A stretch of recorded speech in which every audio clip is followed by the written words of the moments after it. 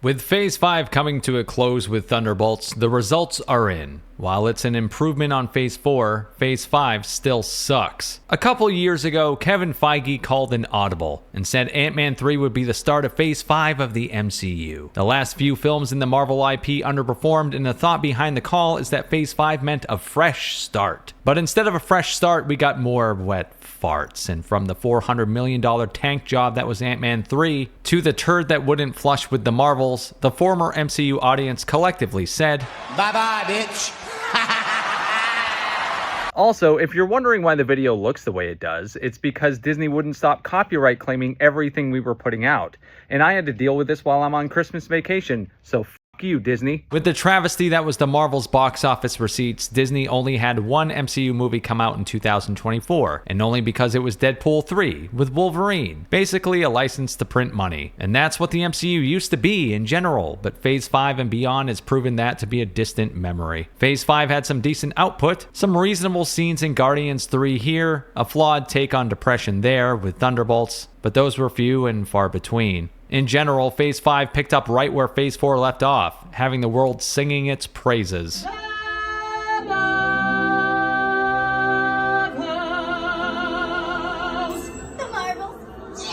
That shit is a 2-pack of ass.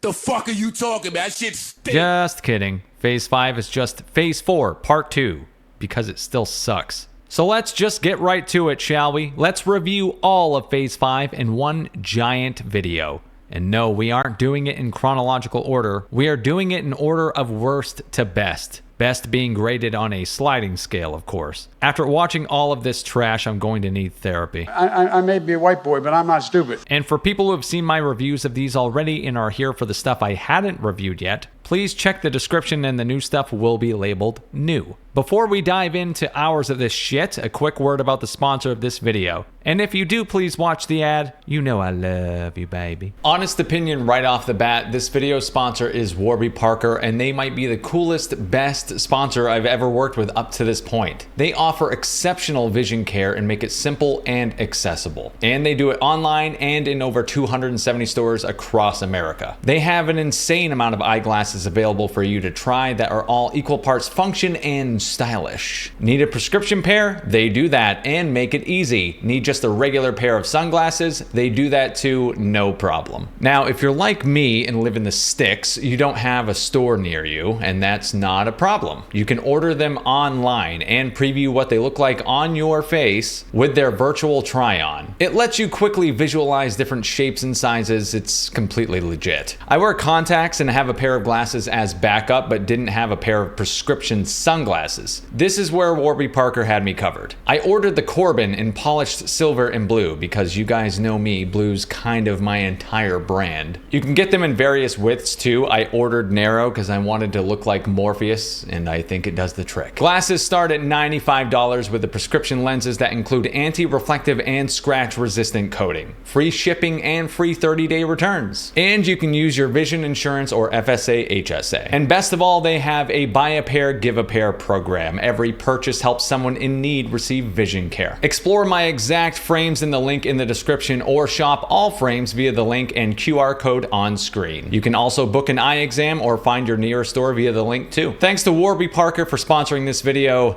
And now back to it, baby. Ant-Man 3. You know, guys, there was a point while sitting in the theater watching Quantumania when I feared the intrusive thoughts were going to win. I learned two things from watching this movie. For one, don't see this movie in 4DX unless you want to have the same experience as Rihanna's baby during the Super Bowl. And two, I think Ant-Man loves when his daughter's in peril so he can shout for her. Cassie. I'm coming, Cassie. Cassie! Cassie! Cassie! I love you, Peanut. Cassie! Cassie! I probably couldn't have lower expectations when it comes to an Ant-Man movie, so his third solo outing turning into an unfunny, cringe-inducing, single-serving piece of trash was surprising. You might notice I sound a little different. I contracted some sort of illness after seeing the movie, and it's fair to assume I got it in the theater, but getting sick from watching Quantumania sounds about right. It's like every Marvel film the past 12 months has teased a return to form, which is then followed promptly by a "Gotcha, bitch!" And surprise, it's shit. Ant-Man 3's the longest 2 hours of your life. hampered by a boring script about a generic affair with a bland, unfunny sense of humor. Jokes being forced is a pretty standard MCU criticism, but it's even more egregious here because of the comedic pedigree of Paul Rudd, whose talents in that department are wasted despite his best efforts. Ant-Man 3 also proves why you can't have most of the existing characters in the MCU as our lead heroes. I have absolutely nothing against the character of Ant-Man, but he's a side character. Just like Shang-Chi, not Iron Man, not Black Panther, and not Black Widow, and not Captain America. There's a reason that Spider-Man, Iron Man, Wolverine, Hulk, and that ilk are the face of Marvel, and the main characters in every form of Marvel Universe media. Because they're the most compelling ones. Ant-Man isn't gonna do it for me, and neither is MODOK.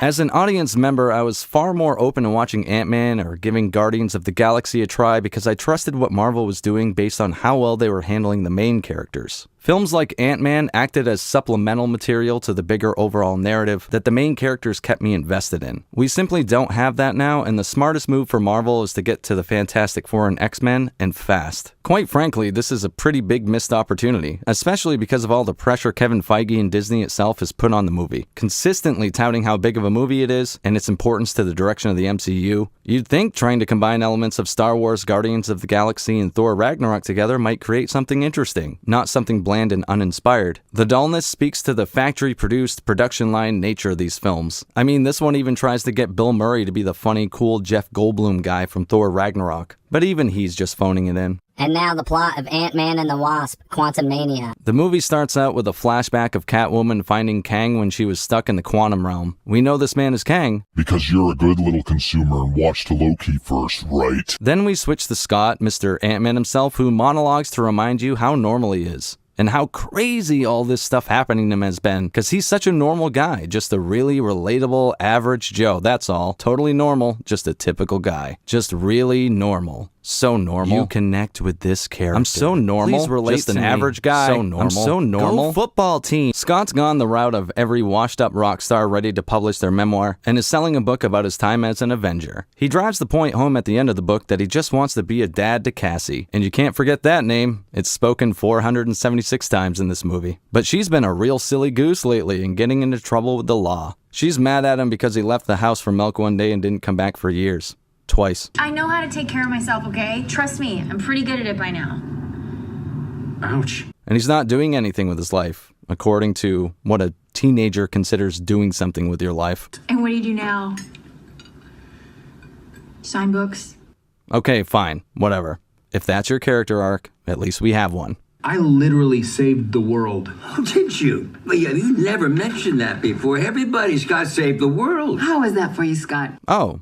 They're bantering playfully and making light of it. If they were ice skating, they'd try and jump the hilly brush together. Guess that arc's not going to happen. Apparently, Cassie's an actual genius because of course she is. Your daughter built a subatomic Hubble telescope in a basement.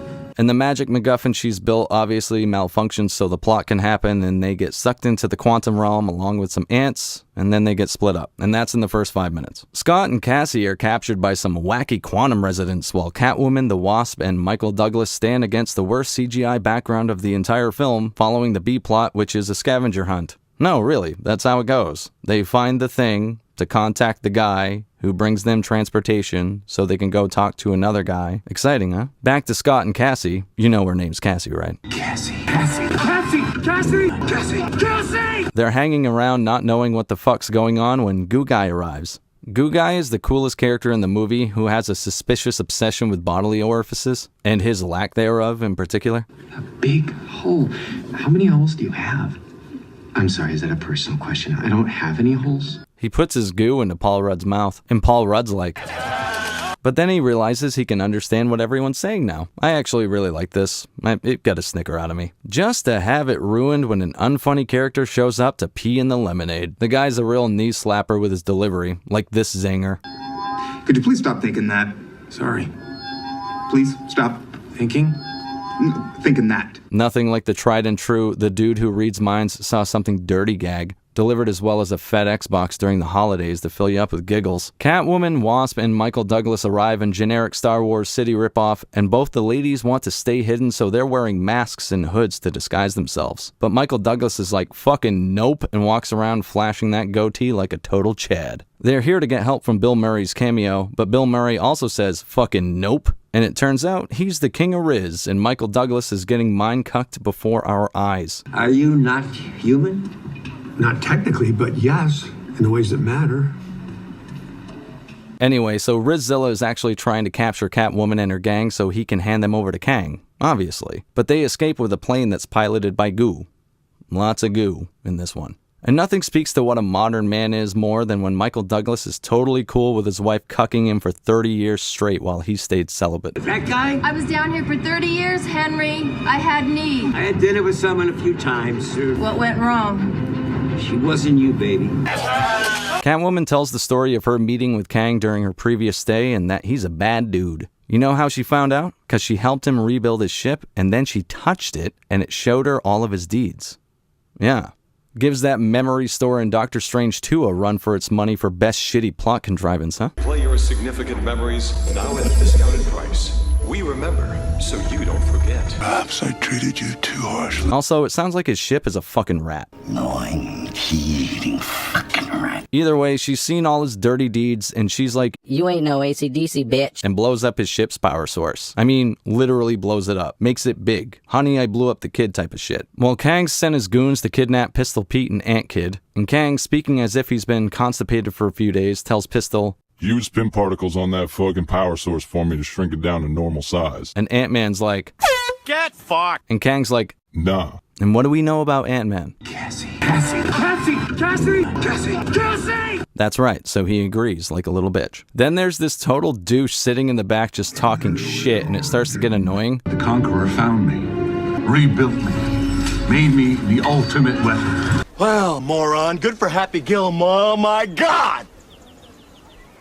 Oh my shit, how did I almost forget about the introduction of MODOK? Look how they massacred my boy. So Ant-Man goes down into the depths of the bloated out power source thing, and things start getting extra wacky and extra goofy because he starts duplicating himself like he's Michael Keaton in Multiplicity.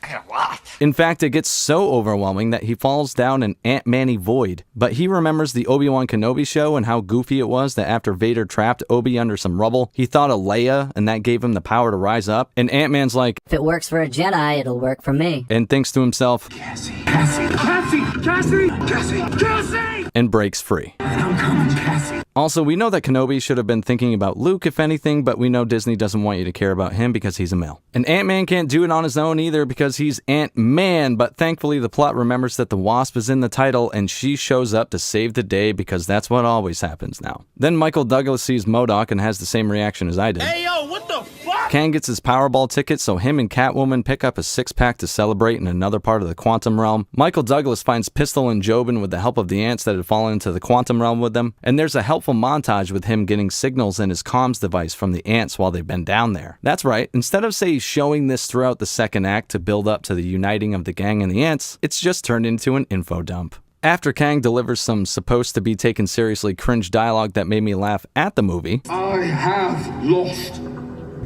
You have no idea what I have lost. Cassie incites a revolt like Captain America did in Winter Soldier, and Pistol Pete shows up as Giant Man and delivers some of his own cringe dialogue that I laughed at. Kang! We had a deal! You took my daughter! Just a reminder, the first line was supposed to be dramatic, and the second one triumphant. So the Revolution shows up to help them take on Kang, and the CGI NPCs that exist to die at the hands of the bad guy CGI NPCs, well, they die. But at least we get the best scene in the movie because of it. I have holes.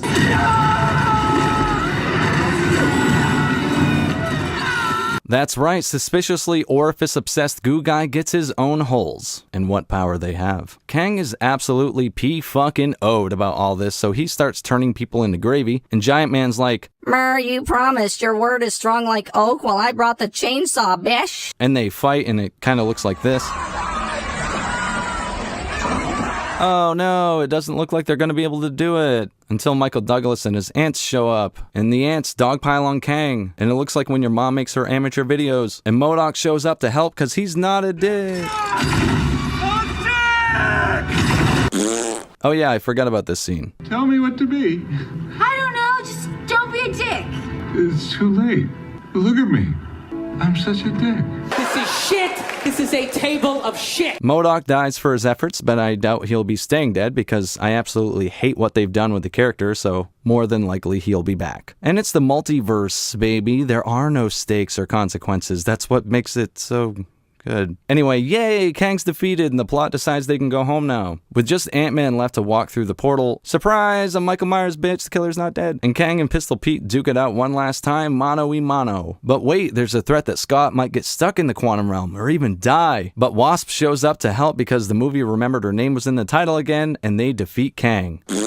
But no, the portal closed behind her. She made such a sacrifice. Oh, they opened it again. Never mind. Paul Rudd leads us out of the movie with another monologue, reminding you one last time what a normal, relatable, average Joe he is. I'm so normal. I did my taxes. Wow, that coffee's expensive. I'm so normal. Average Joe. My IQ is the number right before slow. Relate to me. So average. Always missionary. I like baseball. There's the story of Ant-Man 3.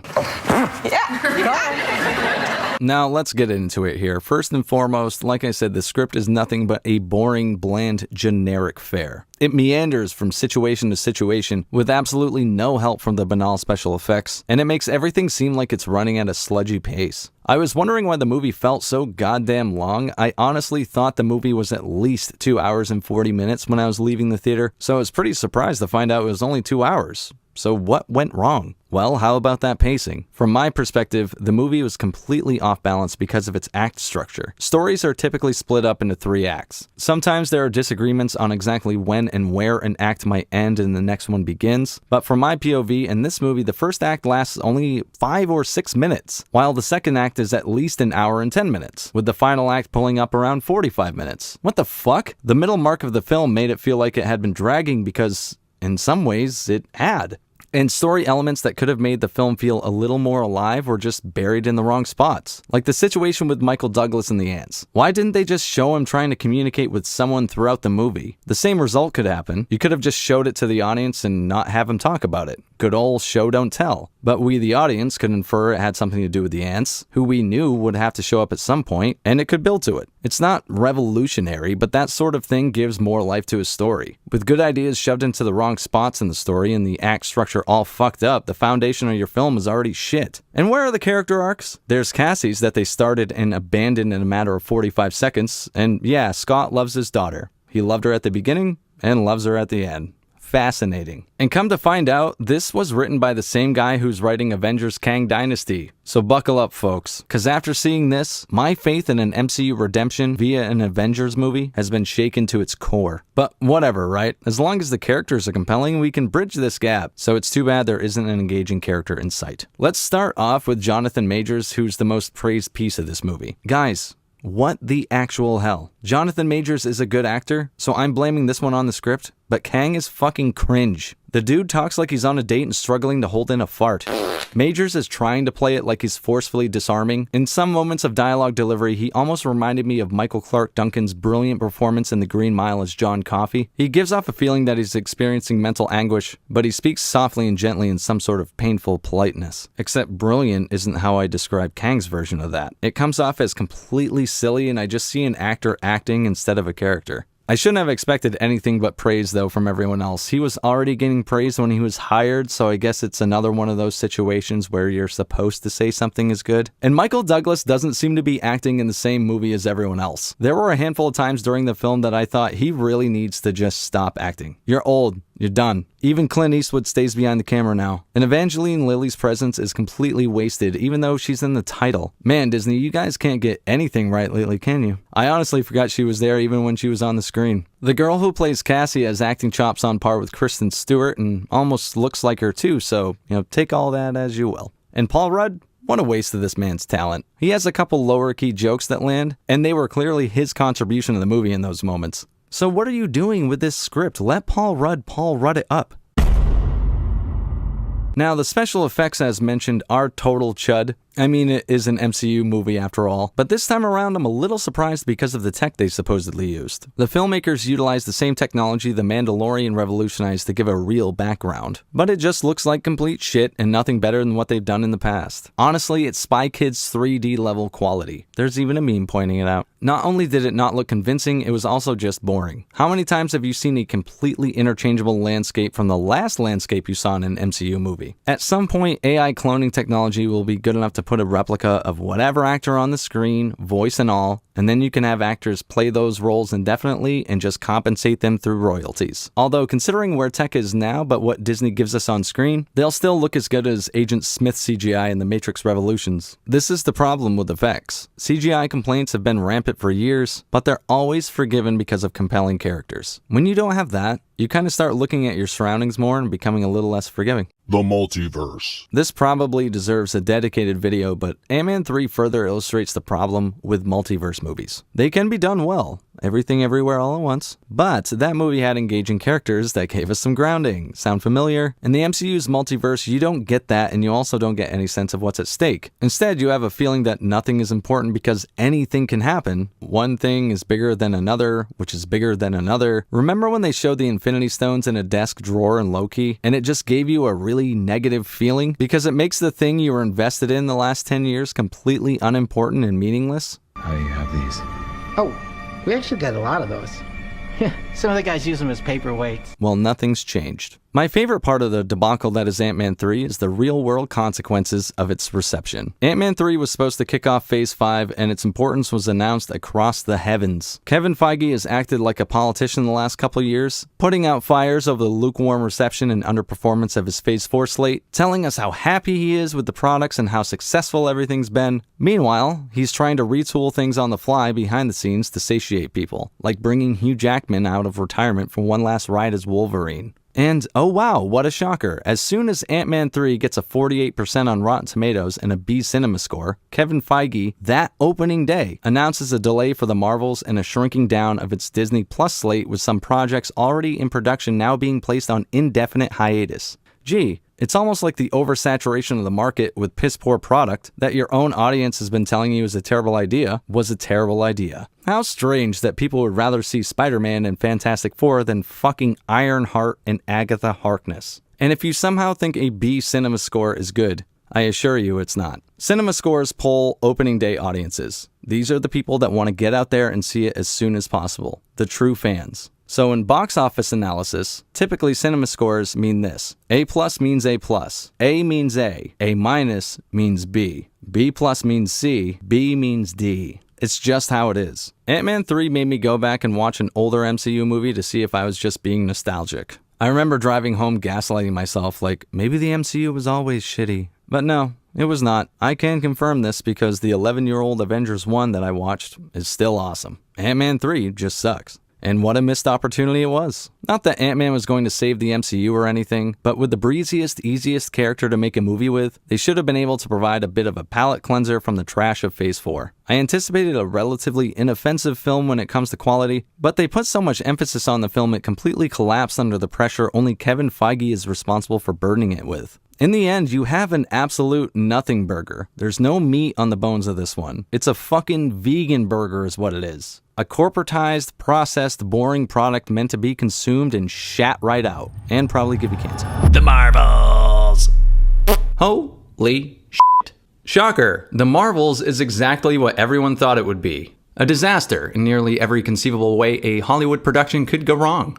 It's a film that's been blatantly mutilated in the editing room and has become something of a Frankenstein's monster of a movie. I saw it compared to the theatrical cut of Justice League, and yeah, I can see that. That's how rough it gets. It's so poorly paced and edited, it's like the movie can't wait to get this over with. It comes off like it's embarrassed of its own existence. Performances from most of the experienced actors on screen are flat and uninspired. The dialogue is embarrassing. Characters' choices come off forced or contrived, the lead characters' backgrounds are underdeveloped, and the chemistry between the actors is okay at times, but the characters themselves are never worthy of our admiration or emotional investment. It exists because it must, for the MCU machine and Disney Financial clearly said it's not worth the tax write-off, or the embarrassment to the company to shelve it. So delay until it finally has to hit theaters. This is as vacuous as it gets. The film itself was something the studio clearly had no faith in after its conception. Multiple delays and reshoots for various reasons cemented it as a troubled production, and you can see it, hear it. And there's a point in the movie where it's so shitty you can almost smell it. Or maybe that was the one other guy in my theater, I really can't be sure. Between the anchovies and the garlic, my breath's gonna smell like Ursula's box. There's a point where Brie Larson's wig is so apparent, you question if any of the film you've watched is from the first shoot, or if it's entirely built off the multiple reshoots. And to top this disastrous production and year for the MCU, The Marvels is going to be the worst performing film in MCU history. You know those times when you were 100% certain about something? Something you knew so profoundly in the very core of your being that it gave you confidence to speak as freely as you wanted? The anticipation for the I told you so moment building, and you sit back and smile just waiting for it to arrive. Well, that moment is here, as The Marvels finally released in theaters after not 1, not 2, not 3, but 4 release date changes. Oh my God. Or was it 5? You know what? Better question. Doesn't matter. Oh my, this just in, we have behind the scenes footage of Kevin Feige pitching the Marvels to Disney and how he's gonna make it. Chicken placenta, Worcestershire. Whoever named this could go shit in a hat. Dijon, microdose with some acid. All right, let's go over the story first so you can get an idea of where these criticisms will be stemming from. Obvious spoilers incoming, but I know goddamn well if you're here to hear me shit on this thing. So let me talk to you. Yeah, so basically Captain Marvel was responsible for a Kree civil war that left their planet Hala like kinda less habitable, I guess. So their current leader, who looks like a knockoff of Storm from the X-Men, is stealing all kinds of shit from other planets and galaxies like suns and water and atmosphere and what the fuck. I don't know, the apathy's already set in. This all happens against a horrendously obvious green screen that the actors are standing against. And it's a broken record at this point to mention how crazy it is that these films cost this much and look this bad at times. Pseudo-Storm finds a bangle in a space rock that is the matching bangle Miss Marvel has on Earth. What luck! A story commences. If anyone else besides Kamala and a handful of other people in the entire universe had that bangle, the multiverse would be doomed. Huh.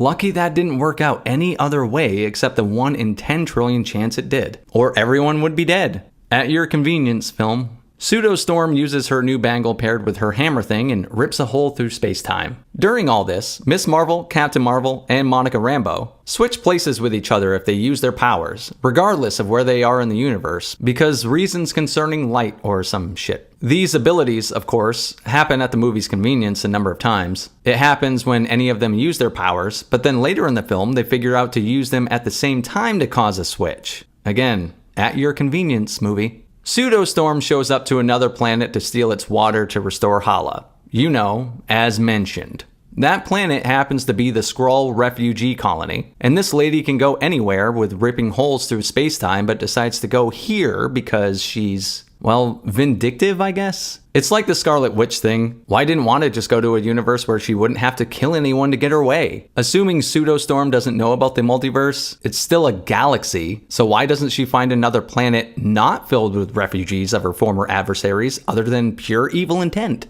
Is this a tragic character or a completely common, lowbrow, boring, base level, I'm an evil person villain? You won't find a satisfying answer in the movie. Don't bother looking. I did it for you. Brush your ass hairs. So this is the part where Captain Marvel admits that she has a nickname concerning her being the destroyer of fucking worlds or some shit because she's responsible for multiple genocides. But who cares? She's the good guy, and she scrunched her forehead, eliciting empathy. Or at least I'm assuming that's how the AI told the ever-robotic Brie Larson what emoting was, and this was her first attempt at it, ever. Pseudo-Storm is off to another planet, and this is where the fucking musical number comes in. Alright, look. So everyone here on this planet communicates by singing. Unless they don't. And this is on par with the dance scene in Spider-Man 3 level cringe. I think Spider-Man 3's scene hurt worse because I'm such a Spidey fan, and I remember I was hoping for an amazing third film, but this one means more. This is the state we're in regarding the MCU, which is bigger than just one superhero, so it has bigger ramifications. Here's a short clip. Try not to bash your head off anything. But But nonetheless, we ring the bells to usher in who brings us. Oh, hey, are you insane? I think I could have done that better. I thought it was good. And now Pseudostorm wants Earth's sun to restore hers, and in the words of RoboCop, We can't have that. so the Marvels, as they call themselves, head on out to stop her at the behest of Nick Fury and Sword, and also just the general desire to not want everything on Earth to die. While traveling, they use a plot device that rivals the memory store in Doctor Strange in the Multiverse of Madness in the magnitude of how contrived it can get, where they put headsets on to fill each other in, as well as the audience, on some quick boilerplate backstories for each character, to pretend like these are fully formed characters we should be emotionally invested in. There's a quick montage of them practicing using their powers in unison, and after that short session of practice, they've perfected it for the rest of the film. Shit, that couldn't have been easier. At your convenience, movie. They face off against not Halle Berry, and apparently Captain Marvel has the power to fucking regenerate a sun? What? Yet she struggles battling Pseudostorm with the help of two other superpowered beings. That is, of course, until she doesn't struggle against her. At your convenience, movie.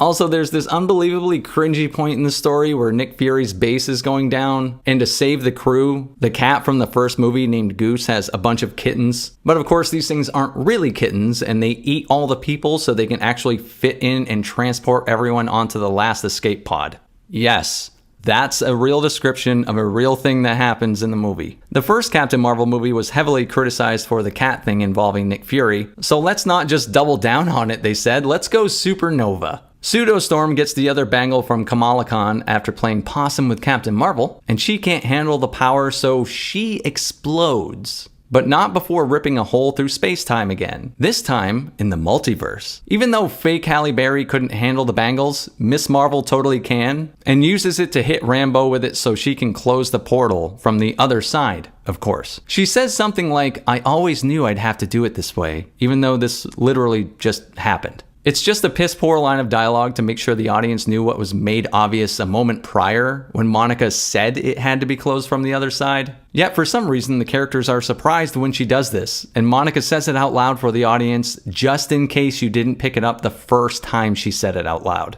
The MCU's writing has devolved to a point where they overplay and overemphasize what should be emotionally impactful moments for characters with dialogue instead, beating us over the head with what's right in front of us. Yet they'll keep things vague and undefined in other areas like powers, timelines, and basic character limitations. Absolutely amazing. So after this, Captain Marvel flies into Hala's sun and restores it.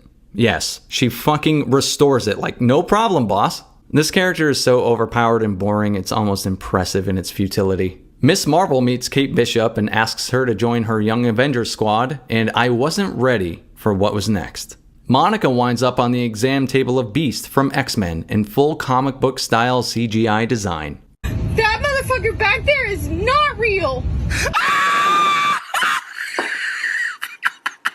What struck me about this was how I scoffed instead of feeling excited. The way it plays out, it absolutely smacks of desperation, which is hard to ignore when it's finally being plastered all over mainstream media. Something I'll get to shortly here, but this reeked of desperation. It reeked of a studio changing the ending of a movie in the final hour in order to drum up excitement. A studio finally giving the audience exactly what it should have been all along. A studio finding out it's not invincible, that people don't just show up for the logo, that people demand quality of their movies that they're paying to see. Something I would have been excited about 3 years ago made me snicker instead and mock the studio for trying. I'm just one person, but judging by the box office figures, there are a lot of people who share my opinion. The Marvels is a film that barely registers as anything but pure consumer product, meant to be shat out at a moment's notice. It has no clear or consistent tone, and you'll get whiplash from it bouncing back and forth. This isn't even shocking, it was foreshadowed in its marketing. Originally meant to be a girl boss female empowerment movie, it was advertised as such and was a major part of the MCU's female propaganda piece. I mean, female empowerment half-hour special, honoring the women of the MCU. But it looks like, at some point in late 2022 or early 23, the studio heads finally figured out that they were in serious trouble. Oh, you know what it was? When Ant-Man Quantumania was destroyed by critics and it lost money in theaters. That was the eye-opener that whatever they were doing wasn't working, even though it was obvious to all of us, but, you know. So they shifted the release date and reshot again. The girl boss female empowerment angle wasn't really present. And the final product definitely was a film meant for everyone. The only problem is it's a shitty film that's meant for everyone. Remember how tonally inconsistent 2016's Suicide Squad was? Or the theatrical version of Justice League? That's what this movie's like. Those films were also meant to be something else from their inception, and were changed via studio mandate at the last second, with Suicide Squad going from a dark and creepy action thriller to a wannabe villain version of the Guardians of the Galaxy. All with the same original footage, just done in the editing room, leaving a film that looks and sounds incoherent. Compare the first trailer of the Marvels to the last one. The last one pathetically used at least 20 seconds of Tony Stark and Steve Rogers to elicit some comparison between the Marvels team up and the Avengers. LOL. The Avengers had a consistent tone because it was made by a filmmaker with a clear vision. It utilized characters with unique and distinct sets of powers that had limitations and boundaries. And even though each character was larger than life and brought their own tone and personalities, the film had a consistent feel, look, and sound. The Marvels is nothing like that. The characters' powers are too ill-defined and bland to stand out from one another. 2 out of 3 of them wear similar costumes. And their powers are poorly defined and often feel virtually unlimited. If they're going for an Avengers tone, they missed it by a fucking country mile, baby. The editing leaves the pacing in shambles too. I have never watched the movie so short that felt so long. Weird because the movie moved rapidly. It clearly could not wait to get itself over with. If this movie was a living thing, it would kamikaze. But it's so boring and uninteresting you have to drag yourself to the finish line. And the editing contributes to the movie feeling so episodic instead of a feature film. It feels unimportant, with no satisfying conclusion, and also no tantalizing cliffhanger, despite the studio's last-second tag-ons and X-Men promises. And everyone seems so fucking bored. And who can blame them? We're probably watching the 40th take of the 5th reshoot of a scene wherever you are in the movie. Can you imagine the level of I don't give a shit they're probably feeling at that moment? Yeah, I know, most of them, especially Brie, are getting paid a lot of money, but I still almost understand. And when the actors on screen don't give a shit, why should the audience? Question to ponder, Kevin. Brie Larson gives a little bit more personality to Captain Marvel in some moments, and in others, she's worse than ever before. Her acting in a few scenes where she's supposed to be emoting is probably the worst work of her career. There's one scene in particular at the end of the second act that's genuinely terrible. Captain Marvel is a character the studio has apparently given up on, and so has Brie Larson. Carol Danvers is played as a blank stare that occasionally smirks, and is kind of like how Patrick Bateman describes himself. I have all the characteristics of a human being. Flesh, blood, skin, hair, but not a single clear, identifiable emotion. Yes, he has flesh, blood, bone. He comes off as a human like you, but he's simply not there, and neither is Brie Larson. Teyonah Parris is whatever as Monica Rambeau. Her one facial expression is apparently a perpetual state of surprise mixed with some worry. And I question what she can really do with this character. There's no depth here. Rambeau is pissed at Captain Marvel for abandoning her as a child, I guess. And I know this because it's the one thing the script uses in an attempt to make her an actual character and not just diversity superhero. Like honestly, what else am I supposed to say here? What is the depths of one Monica Rambeau? Is this a character that will have books written about her psychology? Or is this just a fucking poorly written character handed to an actor who's basically been given nothing to work with? In fact, most of these characters, including the villain, are undercooked and overserved. Captain Marvel has been in multiple films, yet she's completely underdeveloped as a character. Especially with the first film's character arc for her being that she realized she was superpowered and perfect all along despite all those dang men in her way. It's a low-effort smoke and mirrors job to create empathy, a lazy writing technique. And once they took that element away from her character in this new film, she's gotten even more boring. Iman Vellani does her best as Miss Marvel to bring some fun to the movie. She's trying her best, and I thought she was annoying in the trailers, but quite frankly, she's probably the best part of the film. Samuel L. Jackson is great as always as Nick Fury, but again with the complete inconsistencies. This Nick Fury is funny, smooth, and seems to be in control. That is not the Nick Fury we last saw in Secret Invasion just a few months ago.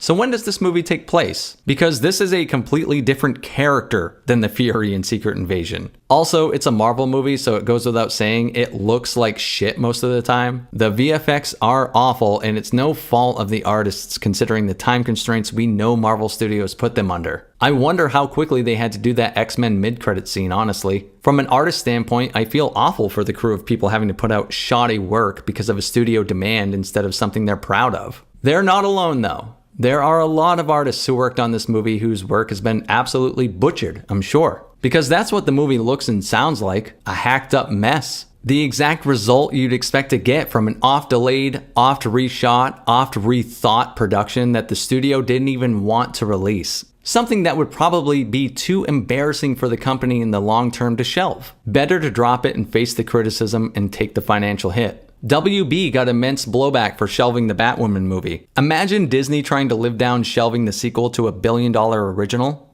Typically, with this kind of review, you'd hear cries of misogyny and yada yada. But look at the numbers. Disney is smart enough not to pull a WNBA and blame men for not showing up to the Marvels. No one is showing up to the Marvels. Marvel Studios and Hollywood as a whole can't deny the audience apathy with a victimhood shield anymore. Fans paying attention were aware of what was happening years ago. Congratulations, mainstream world. You caught up with the rest of us. Ironheart. Ironheart is so spectacularly stupid, so ridiculously mind-numbingly bizarre, it's almost like my fever dreams on melatonin.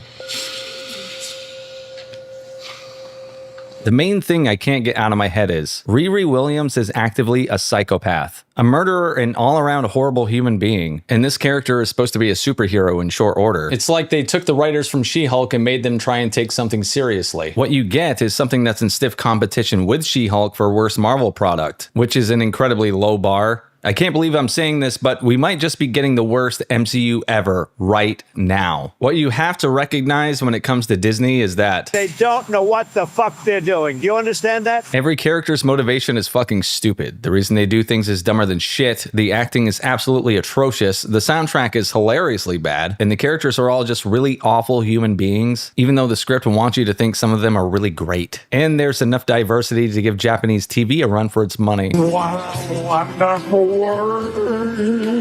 It's almost as over the top as that, and it takes itself aggressively seriously, with characters constantly complimenting each other for how attractive they are in a bizarre fake-it-till-you-make-it cope. It's really weird. The worst part of all, again, is the main character, though. She's an abomination of a person, yet we're supposed to believe she's going to be a hero in the future. Even Bucky Barnes had remorse, for God's sake. This girl is about one person. Riri Williams. It's a running joke at this point that her comic book counterpart has the origins of a supervillain, but here they've put themselves in a position where it'd almost be better if Riri was an anti-villain like Spawn or Punisher or something. She's constantly complaining that if only she had the resources Tony Stark had, she could really build something iconic, she repeats throughout the show. I guess she missed the world-famous meme. Tony Stark was able to build this in a cave with a box of scraps! No, but please, go on. Telling us constantly how you're Tony's equal. She also seems to infect everything she touches. She turns anything she's near into a toxic version of itself. The oddest thing, though, is that it's like the script doesn't even notice how inept it is. You know what? I take it back. It's an MCU script in 2025. Of course it's blissfully unaware of its own ineptitude. We have a genuine situation here where the hero of the story is a more sinister character than the villain of the story. It's baffling to watch, and watching it is something I'd strongly advise against doing when it comes to Ironheart, so I'll just do it for you. It's easiest to break this show down as we go along, so let's get to it. We start the show off by immediately having Ironheart tell us she's better than every other superhero. I mean, she really does this. Beat and pin, right? Beat and start. Yeah. Followed immediately by some cringe. What do you want?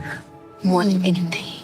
A knife with thorn his hammer. So really just laying the groundwork for what kind of show this is going to be. Riri narrates, lamenting that she's the greatest inventor the world has ever known. If only she had the resources to bring her ideas to life. She needs money. And she immediately shits on Tony Stark, saying he wouldn't have been able to invent what he had if his father wasn't who he was. So, you know, what the fuck are we actually doing here? This is not a likable character, but this is meant to be a likable character, yes? She's been being a bad student in order to procure funds, finishing her peers' project projects for them in exchange for cash. She said she's short millions of dollars in cash, so what the hell did she expect to make for a dent in that financial deficit by doing people's homework? Showing a complete lack of humility, maturity, and appreciation for what's come before, she shits on the headmaster of her school, feeling she's holding her back. "You want me to be small," she says, "but I refuse." That's a hot pile of garbage. Compare Riri's whining here to someone like Peter Parker, who, in direct contrast to her, revered his mentors. He looked up to Tony Stark, even though he could stand toe-to-toe with him intellectually and physically. And Peter always treated his teachers with respect, despite the fact that he was most likely their intellectual superior. This kind of behavior out of Riri just makes a character unlikable and plain unbearable to listen to. And this is the hero. After starting an accident in a lab causing injuries to her professor, the headmaster decides to expel her. So what does this crook do? She steals her prototype Iron Man ripoff suit right in front of them and flies off to Chicago. Elsewhere, a band of misfits led by a dude named Hood, whose face looks like it's being zoomed in on and stretched no matter what angle it's shot from, botches a heist and has to abandon it before they get caught. The misfits include Eric fucking Andre for some reason, who's going to get fired for ruining the heist. But who's going to replace him? Well, the plot decides it's the perfect and most convenient time for Riri to fly overhead. I think they found their replacement. Riri crash lands because her AI servant has been revoked after her expulsion and theft of the suit, and upon landing reveals the title of the show. That old classic meme has just been my face the entire time watching it. Riri is assisted by a young boy who helps bring her now bricked Iron Man ripoff suit to her mom's house, where she's confronted for being expelled from school. During the conversation, this guy pops in and says, "Hey black people, what the actual fuck is happening?" Apparently this was smooth enough to get her to leave with him. They're walking on the beach and he implies she's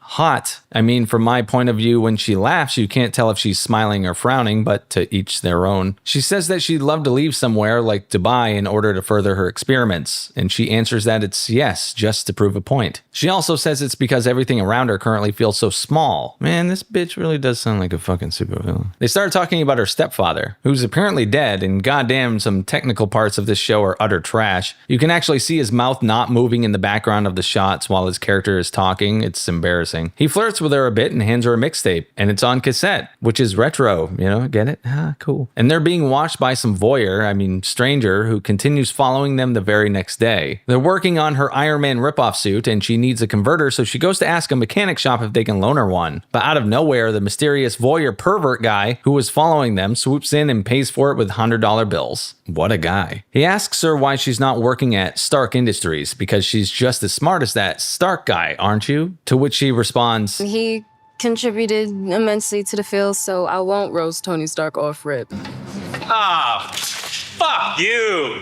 He offers her a job interview, and when she shows up, she ends up trapped in an elevator. So essentially, the remainder of this episode follows the first major trailer for the series, but we'll go through it nonetheless. Hood exclaims Riri is a genius, continuing that trend of shaky, unsure, unconfident scripts that don't believe in their heroes. So they just tell the audience over and over again, Riri's a genius, or Sam Wilson is Captain America. He throws money in her face, essentially flaunting that the job is highly illegal, to which Riri responds, "I don't want to hurt anyone." You don't want to hurt anyone. You don't want to hurt anyone?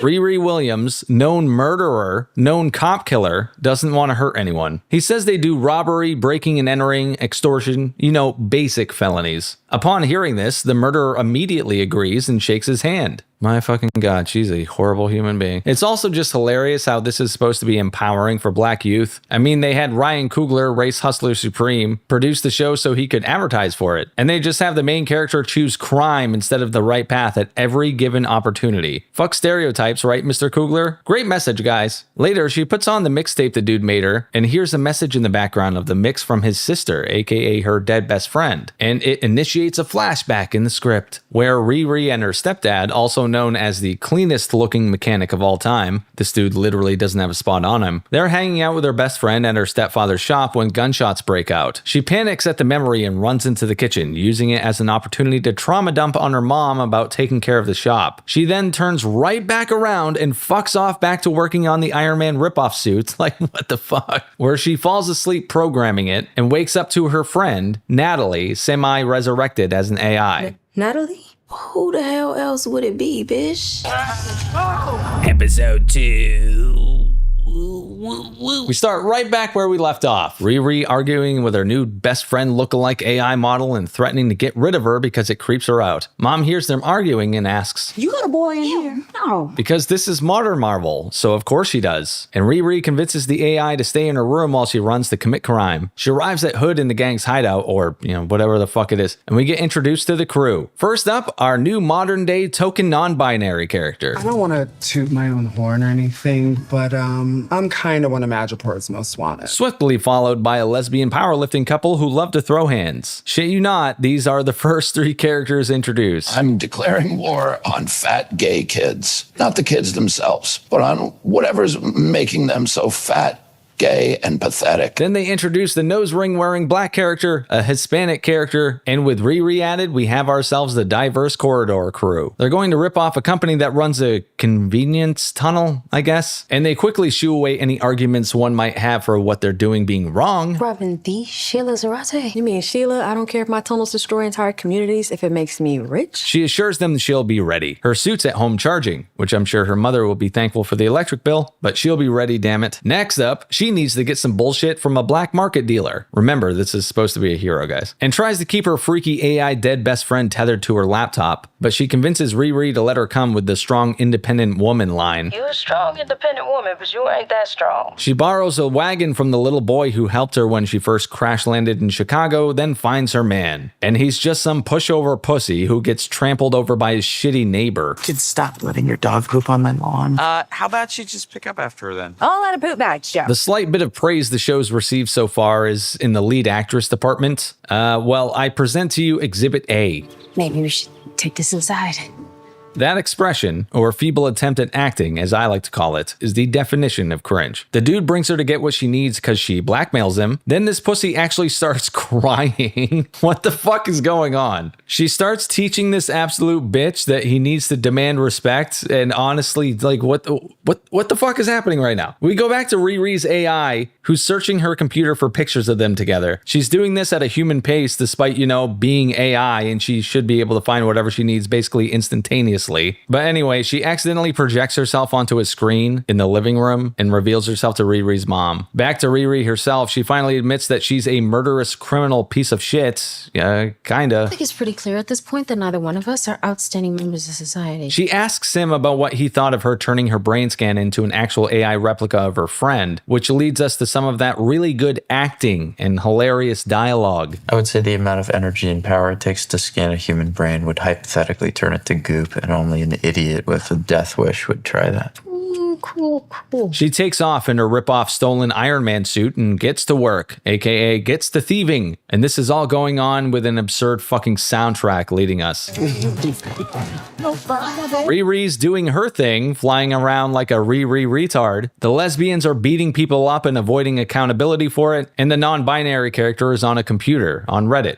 Probably. All is right in the world. She gets into some shenanigans, but with the help of Cynthia Erivo's non-binary cousin, she's able to successfully complete her end of the mission. They now have full control of the tunnel, which allows Zoomed Face to negotiate with the owner. And all he asks for is a fucking 6-figure salary and a stake in the company. This dude is risking fucking federal pound me in the ass prison, and he's basically the equivalent of Dr. Evil holding the world hostage and asking for $1 million. She signs the documents, which I'm sure will hold up in court, and boom, they're part of the company. Okay. Hey, yo, what the fuck? Rah-rah retard gets caught by a police officer, but she's saved by Zoomed In Face, who shoots the dude. Luckily, the bullet ricocheted, so it didn't kill him, but I'm just wondering why Riri is so concerned. She literally murdered police officers and was gleeful about it. What's the problem here all of a sudden? Afterward, Riri decides it's okay if her dead best friend AI thing stays with her when she goes out for a night on the town. Meanwhile, Zoomed In Face Hood Guy has these lightning bolt style wounds stretching down his back that his pal keeps covering up with tattoos. It seems like the more he uses his powers, the more they expand. Gee, I wonder if this will come into play later. Riri's mom asks her if she can make an AI of her dead stepdad, to which Riri responds, haha, nope, and dunks her mom's head in the toilet or something. The final scene of the episode is the loser cuck guy who had the supplies Riri needed, stepping into some more dog shit. Yep. They even do a nice zoom in on it because you couldn't possibly get the idea without seeing it up close, I guess. The dude has had it with stepping in his neighbor's dog shit and goes to take care of it like he's got it out for women on an Andrew Tate level. Abdul? Yeah, get the rocks. Get the rocks. Episode 3. So let's recap where we are so far in this show. Riri got kicked out of school for doing other people's projects in exchange for cash. Then she stole a prototype suit on her way out the door. Then she got offered a job that's danger level is equivalent to higher than a bank heist. And next she convinced a man trying to turn his life around to commit crimes. Oh yeah, and then follows through with the felony crime. Oh, and this episode is called We in Danger, Girl. We're just starting episode 3, and this is already challenging for title of worst Marvel ever. She-Hulk will see us at the finish line, so here we fucking go. The Diversity Corps crew are sitting around discussing what they'll be doing with all their newfound money, and the lesbians say, I'm not kidding, and they say it simultaneously. They're opening an underground fight club. One of the Diversity clowns has gotten a hold of Hood's cloak and comes out wearing it, and says there's something weird about it, following it up with this killer line of dialogue. It's hot, but not in a sexy way, in like a hedging on theoretical physics kind of way. There's a big blow up about the Hood, but Zoomface gets it all blown over by asking why a bunch of such good-looking people look so pitiful. Is this the aesthetic equivalent to constantly calling Riri a genius? Or calling Sam Wilson Cap? You know, because this show is written like shit, like those projects were too. They're planning a second heist, this time on a dude who creates mega crops that put regular farmers out of business, I guess. Riri talks to Hood about her participation in all this, saying some of the most asinine dialogue I've ever heard considering the context. I'm only doing this because I have to, not because I'm a bad person. You're joking, right? Everyone you're talking about is a criminal, including you. No, I'm not. Go fuck yourself. I won't recap what she's done again, but she just got done throwing money around that she earned by stealing it in a heist. What the fuck is this cop killer even talking about? She gets headphones for her not boyfriend, who tugs at the heartstrings because he doesn't want to replace his old ones since they were his sisters. Next, the cuck Silk Road dude knocks on Riri's door, and her mother answers and is apparently very upset to see a white dude standing there. See, he was trying to stay out of all this shit, but Riri has pulled him back in, and she even taught him how to stand up for himself, which he did at the end of the last episode. Remember when he stepped in dog shit? Well, this dude clipped the heads off all his neighbors' flowers for that one, and now he's going to blackmail Riri and force her to help him. She then spends the day hanging out with her fake AI dead best friend thing, and gets reconnected with her a bit, before being asked about the murder of Eric Andre. Yeah, that's a real sentence. That's what happens. So what tips Riri off that Hood might be a bad guy? Was it when he listed off every crime he's really into committing? Nope. She had to wait until he killed a guy before she thought, you know this Hood guy? I don't trust it. She decides she needs to get the actual physical Hood itself and keep it hidden away, depowering him. She visits Joe the Cuck to throw some ideas at him for enhancing her suit, including one that throws a flag up for him. Can they be used to violate all kinds of concealed weapon laws? Yes. Narc. He reveals that he's secretly the son of Obadiah Stane. You remember him, right? Tony Stark was able to build this in a cave. She gives him some feedback on how to feel about that, because Riri is absolutely the person who should be handing out advice to people about any topic at all. Cuck suggests to her there might just be a hero in there after all, but you know, I somehow doubt that. That evening, she joins the diverse band of gassed up criminals and begins their next heist. We start with the boxing lesbians cleaning house. After she completes her task, she goes to get the Hood, and I mean actually get the Hood off of the person wearing it. Why? Didn't someone earlier in the episode get it while it was hanging in a room? Why not ask them for help? Lie about why you need it, for fuck's sake. There's no reason to be doing this. Anyway, while Riri is trying to get a piece of the cloak, she accidentally trips the alarm and fucks over the entire crew. So Hood uses his invisibility cloak to disappear, strangling an uncooperative and helpless CEO to death. Still, the crew remains trapped. Here we see the fist-fighting lesbians outside their natural habitat, trying desperately to use their God-given abilities to break free, but to no avail. A bunch of guards show up, but Hood pulls an evil Nightcrawler from X2 and just bamps around taking everyone out. Then he goes Predator mode and takes a couple more out, and does so to a ridiculously over-the-top soundtrack that in no way is supposed to sound over the top. It's meant to be cool. Yawn. Riri is trying to get back to her suit, but oh shit, she's caught. The dude sees that she has a piece of the Hood in her hand and sniffs out what's going on, so he beats the fucking piss out of her, tossing her around like a rag doll. Yes, for once they don't have a 90-pound woman beat the shit out of a man who's towering over her. I'm shocked, I know. He comes at her with a knife, but they both start breathing heavily and collapse. They're suffocating to death because of the alarm Riri tripped. But luckily for her, the rip-off Iron Man suit shows up to save her, and she doesn't save the guy. die. In fact, she leaves him to die in one of the most painful ways possible. She leaves him to die just to save her own ass, even though saving him is 100% the right thing to do if you're a fucking superhero with the capabilities she has. In her suit, he's no threat to her at all, so why let him die? At minimum, she does seem to be upset by her actions, and my god, this woman isn't acting just tour de force, you guys. Just a tour de force. No. And that's it. That's the end of the first 3 fucking episodes. Episode 4.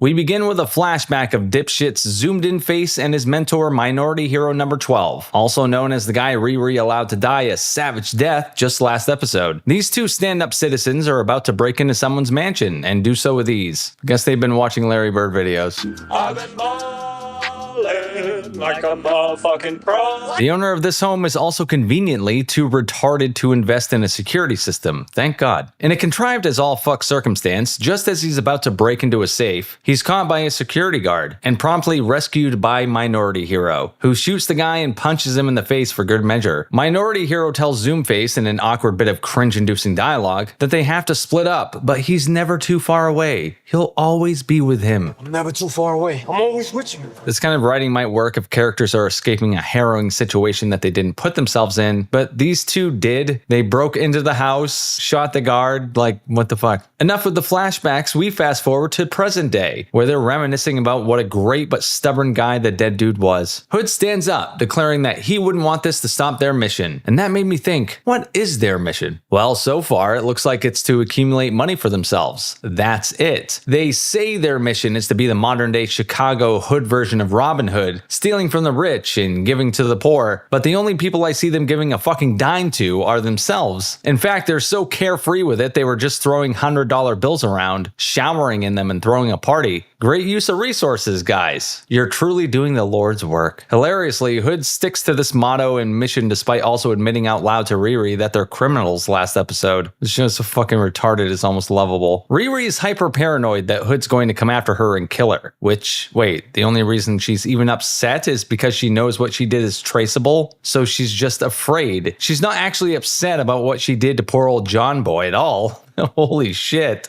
What a psycho. Riri, future hero, gets horrendous advice from her AI dead best friend that it's totally okay she let John die, because John would have done the same thing. My question is, isn't the point to be better? At what point is she supposed to learn this lesson? And do the writers not realize that she's too far gone? John does get a mention in a passing line of dialogue. You did what you had to do to survive. John would have done the same. Stressing over an act of self-defense is going to get you killed.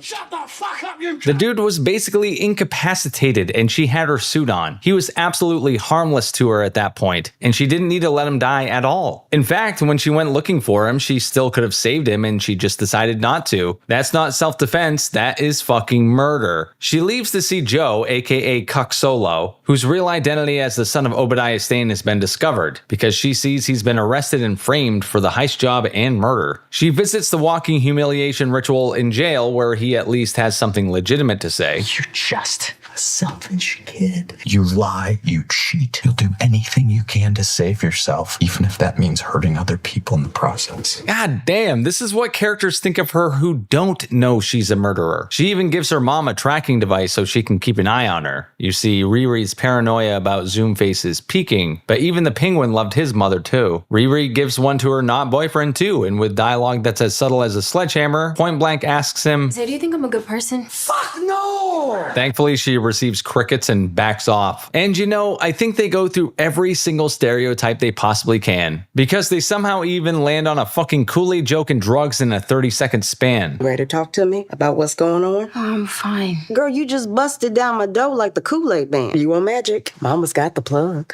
Don't say blood. Writing characters like they have here in Ironheart means the only argument for why this is good would be to suggest it's authentic, which would be to suggest the black people fulfill any and all stereotypes about themselves, including any regarding crime and even fucking Kool-Aid. That's how this show portrays people. This monumental achievement of peak representation. Gone so far backwards, the writers fell inside the crevice of their own assholes. To help ease Riri's anxiety, her mom brings her to a shop where they sell crystals and sage and a bunch of, that bullshit. And the owner's daughter's wearing a shirt that, I shit you not, reads, "You're too good for him." We're just checking every progressive talking point from 2021 off the list, huh?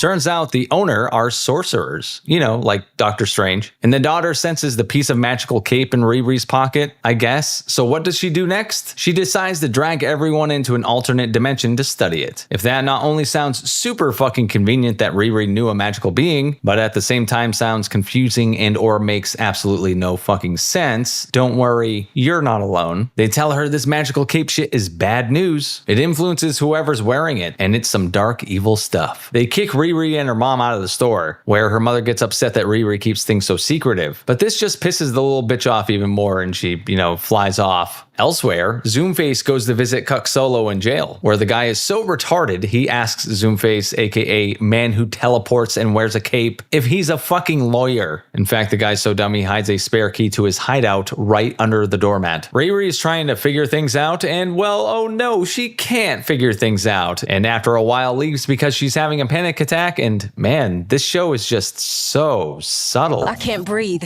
knowing everyone I love is going to die. I can't breathe. Really, you guys? How fucking low will you go? And we can throw this cope in there too. See? She's just like Tony, because he had panic attacks in Iron Man 3. Remember? Back to Cuck Solo. He's been freed of his jail cell by Zoomface, who gave him a job offer. The whole crew is there to help break him out, including Slug, the green-haired they-them, typing on a keyboard like this. Incoming. He's headed your way. As retarded as Cuckboy is, Riri is simply not to be outdone. Her dead best friend AI runs off and grabs her not brother and brings him to Riri to talk to her, and just decides it's cool to reveal Natalie to him. The dude is rightfully horrified, and Riri's like, oh hey yo, what the fuck, you just get used to it. I'm surprised he didn't haul off and strike her. The episode ends with Stain getting ready to have something crazy with his tech done to him, and Zoomface is ready to kill Riri for the murder of Johnny Boy. I'll give She-Hulk this. At least that show is short. 30-minute episodes. This at nearly an hour an episode is pure fucking torture, no matter how laughably bad it is. Anyway, Episode 5. Fucking kill me. we kick things off with a little reminder of how much better Riri is than everyone else. She literally rattles off all the people she's going to usurp, including Hank Pym and Tony Stark. It's just her dead AI best friend reliving Riri's memories when she's suddenly kidnapped by a non-binary person. Yes, that's a real sentence. Diverse and strong female character number 7 is sitting down with Riri trying to break reality to her. She's dealing with Dormammu, and that means she's fucked. You remember Dormammu, right? He was the final boss of the first Doctor Strange movie. The guy with such incredible design, he's at least one step up from the Galactus Cloud in the Fantastic Four sequel. The script thinks the audience is so fucking stupid they have characters spell everything out for us. They just need a puppet to carry out whatever plan they're coming up with, and Parker, blinded by ambition, easy to manipulate. Whatever screenplays have become, I absolutely hate it. This is Madam Web level retarded. And after hearing her diverse friend's warning, the Progressive Corridor crew arrives to apparently kidnap Riri in broad daylight in front of people. This crew of do-gooders give to the poor, right? They steal from the rich and... Ooh, oh, look at how well they take care of their people. He said we're closed. What ensues is probably the most absurd fight scene this side of a Zack Snyder movie, with characters punching and kicking and asking things like, "Ha, you like that?" to each other with no sense of just how unintentionally hilarious the whole thing comes across. Oh, you like that? You got a Chicago-born black criminal fighting two lesbian sisters in a kitchen brawl. I don't know what's funnier, what I see on screen, or the fact that someone actually made this up and thought it was a good idea. Regardless of why we're here, well, we are. And so is Riri as she learns the hard way never to hit a lesbian.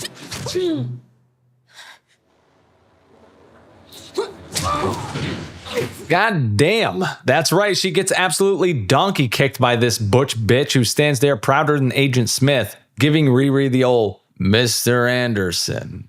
Oh, and the dialogue here makes me want to murder myself. Girl genius dies. My death won't make the news. Well, damn, that was dark. Yeah, but I low-key felt it. Yeah, high-key. Riri asks them to just make it quick, and they oblige by pulling out a gun, which, why didn't they just fucking do that in the first place? She tricks the two lesbians, but there's still another one to deal with. the girl who wears garbage bags for some reason. She brawls out with this dumbass, leaving the White Castle to look like a BLM protest just passed through, and although she escapes, the they-them final boss is on her tail. Turns out though, the dead AI best friend can just break out of the van at the most convenient time and attach the suit to Riri, giving us the best scene in the entire show. I fucking bust out laughing at this shit. Check it out.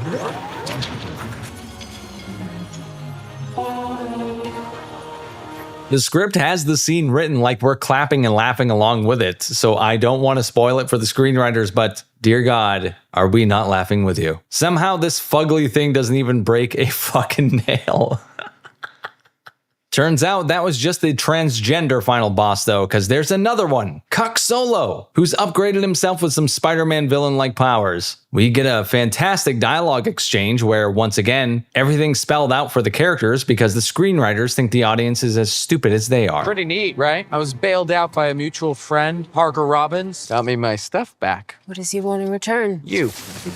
He thankfully whoops her ass, but because there's one more episode, we know she's unfortunately going to be back. Right now, though, stand back, folks. You're about to hear a compliment out of me because something actually works in this show. In fact, it doesn't just work. If they could have followed up what happens next with anything close to it in terms of quality, they might have been able to redeem the show. I can't believe I'm about to say this. Riri returns home, where her mom convinces her it's time to fight back. She brings her to her dead stepdad's old auto garage, where the also dead best friend AI projects an old memory of Riri's for everyone to see. It's of her when she was a kid, with her stepdad just hanging out in the garage together. Not only is this scene poignantly written, it's also incredibly well acted. Yes, the actors who have been redefining cringe for the last 5 episodes put on a stellar performance for this one singular, brilliant scene. It's so fucking good, it feels wildly out of place in this hellhole of a TV program. I feel like I just sold my soul to the fucking devil, okay? So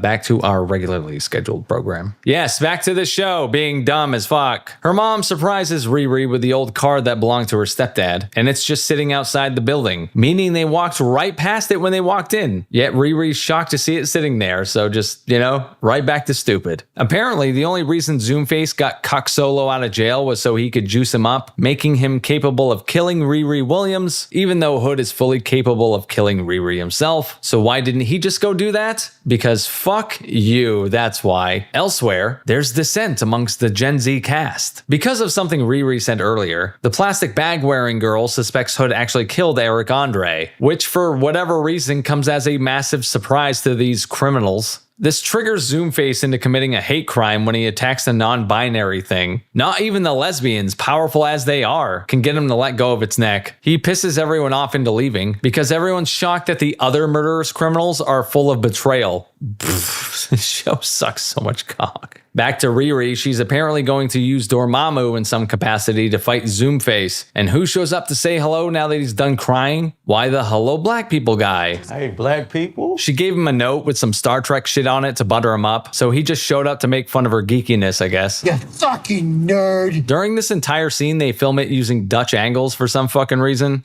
God damn, do I hate Dutch angles. They do use this when magic is present in the show, but I don't care, I fucking hate this shit. They're building a new suit while Hood goes to fetch Cuckboy. He doesn't want him to leave after all. Nope, he plans to use him as his own killing machine, I guess. Are we still planning on doing a ton more heists and stealing from the rich and giving to the poor? And does motivation even fucking matter at this point? Most people's motivation in the show comes down to, I'm doing it because I can. Oh, and this has got to be one of the most ludicrous shots in the entire show. Zoomface is headed into the house he was in during the flashback last episode. Turns out it's his father's house. And what does his dad do? Well, first of all, he joins in on delivering the vomit-inducing dialogue. The only way to even get you to pay attention to me was if I was in trouble. What you expect? I didn't want you, so I thought it would be better for both of us to cut our losses and move on.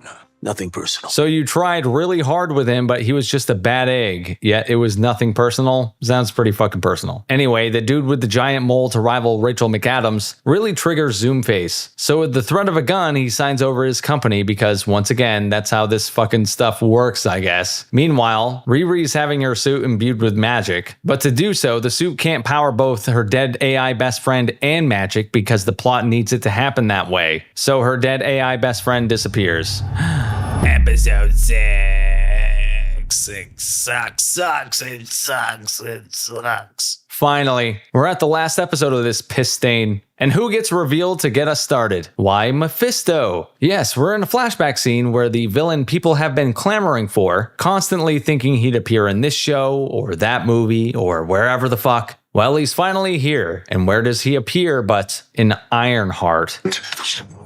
Fuck you. He's played by Borat himself, who shows up to dupe Zoomface into a partnership. I can help you be king of the castle. You will have jail, he promises, and Zoomface is like, I'm fucking down like a clown, Charlie Brown. In the present, he's accomplished that task, living like a king due to plot contrivances and general retardation of all who stand before him each episode, and he's having a Harry Potter level meal for himself and Cuckboy. He tells his bitch to try the caviar, to which old Cucky responds that eating baby animals is unethical. This makes Zoomface mad, but to be fair, I think he's holding back, because I would have choked the fucker to death by this point. The guy is such a buffoon, he picks up a fork with the clear intent to stab him while Zoomface is fucking looking at him. Unsurprisingly, Cuck gets the fork right in the leg for his troubles. Turns out that he's got that Directive 4 in his brain. Yeah boy, he's got that RoboCop, because his programming means he can't allow harm to come to Zoomface, even at his own hand. I told you Solo was here for a humiliation ritual. Who takes this kind of role? He went from playing the coolest dude in the galaxy to this bruised up bitch. Anyway, elsewhere, Parker starts talking to Borat in the ether. He even asks him important questions. When'd you get an accent? Kazakhstan being the obvious answer, Borat fucks with him a bit, playing hide and seek, saying, la la la la la, you'll never get this. Riri's trying to find Parker at the same time this is going on, but ends up running into Cucky Boy instead. And just listen to how this fucking idiot talks. Can you move? I totally hear your request. There's just one small, tiny little snag. And then to help the guy, she has to, I kid you not, kick him in the fucking balls. What the fuck did this guy do? Fuck Bob Iger's wife? And now the finale, where the great character arc of Riri reaches its conclusion, where she's going to be reborn as a hero. Like Tony said, never has a greater Phoenix metaphor been personified in human history, am I right? Parker even sets it up for Riri to knock it out of the park like fucking Babe Ruth. Face it, Riri, you're a criminal like me. They fight for all of 2 seconds before he rips her not arc reactor out and blows up the suit, or so he thinks. Riri uses a hologram to distract him and rips the cloak off him, leaving us with a shell of a man, getting paid real money to be filmed rolling around on the ground, screaming, give it back. Yes, the final fight is that anticlimactic. And just when you think the writers might want to give Riri even the faintest skeleton outline of a character arc, they fall flat on their face, because this bitch makes a deal with the motherfucking devil. That's right, she goes from being a murdering, selfish criminal to start the show to essentially making a deal with the fucking devil at the end. You can't make this shit up, folks. And I'm called Cynic? What could possibly be more of a cynical way to end this story than that? She makes a deal with him to get her best friend and stepdad back, basically. So now she's about to go from just your average, everyday criminal to a full-fledged supervillain. But anyway, that's it. That's the fucking show. I've said it once, but I will say it again. This entire thing, all 6 episodes, has been one of the most perplexing, hilarious, and baffling things I've ever watched. It's a show that's incredibly of its time. A very small window in time in which the most progressive, stereotypical, trite trash could be thrown on a theater screen or a television screen, and it would garner critical praise and not much else. Now, even though this sat on the shelf for a few years, it feels like a relic. It feels like something that belongs in a museum, or maybe a toilet would be more appropriate. Ironheart is, in the end, everything you expected it to be and much more. Not only is it a complete piece of shit, it also shocks with one of the best 3 minutes the MCU might have ever produced, while the remaining 99% is dog shit in pate form. One of the worst written products the MCU's ever produced. All wrapped around an insane price tag and brought to you by actors who seem to not give one single fuck about what they're doing. I'm honestly shocked anyone in the show could take it seriously long enough to get a fucking scene finished. It comes off like they made a show in bad faith, going back to reshoot a few scenes to give it a sad attempt at sincerity. It'll get lost in the shuffle amongst all the Marvel trash, but I'll put it right up there alongside She-Hulk as Marvel's greatest embarrassment. Secret invasion. Ugh. Tell me if you've heard this one before. The latest offering from the Marvel Cinematic Universe is complete and utter trash. Sound a bit like a broken record? Well, believe you me, noble viewer, it saddens me to say it every time, but reality is reality. By the time you get to Nick Fury making out with a Skrull, the cringe factor will make you go full McConnell. Secret Invasion, the newest addition to the 5 million MCU-related television shows dumped onto Disney Plus over the past couple years, is a waste of time, money, and talent that you won't regret ignoring. And by the looks of the viewership numbers, it seems like a lot of you did just that.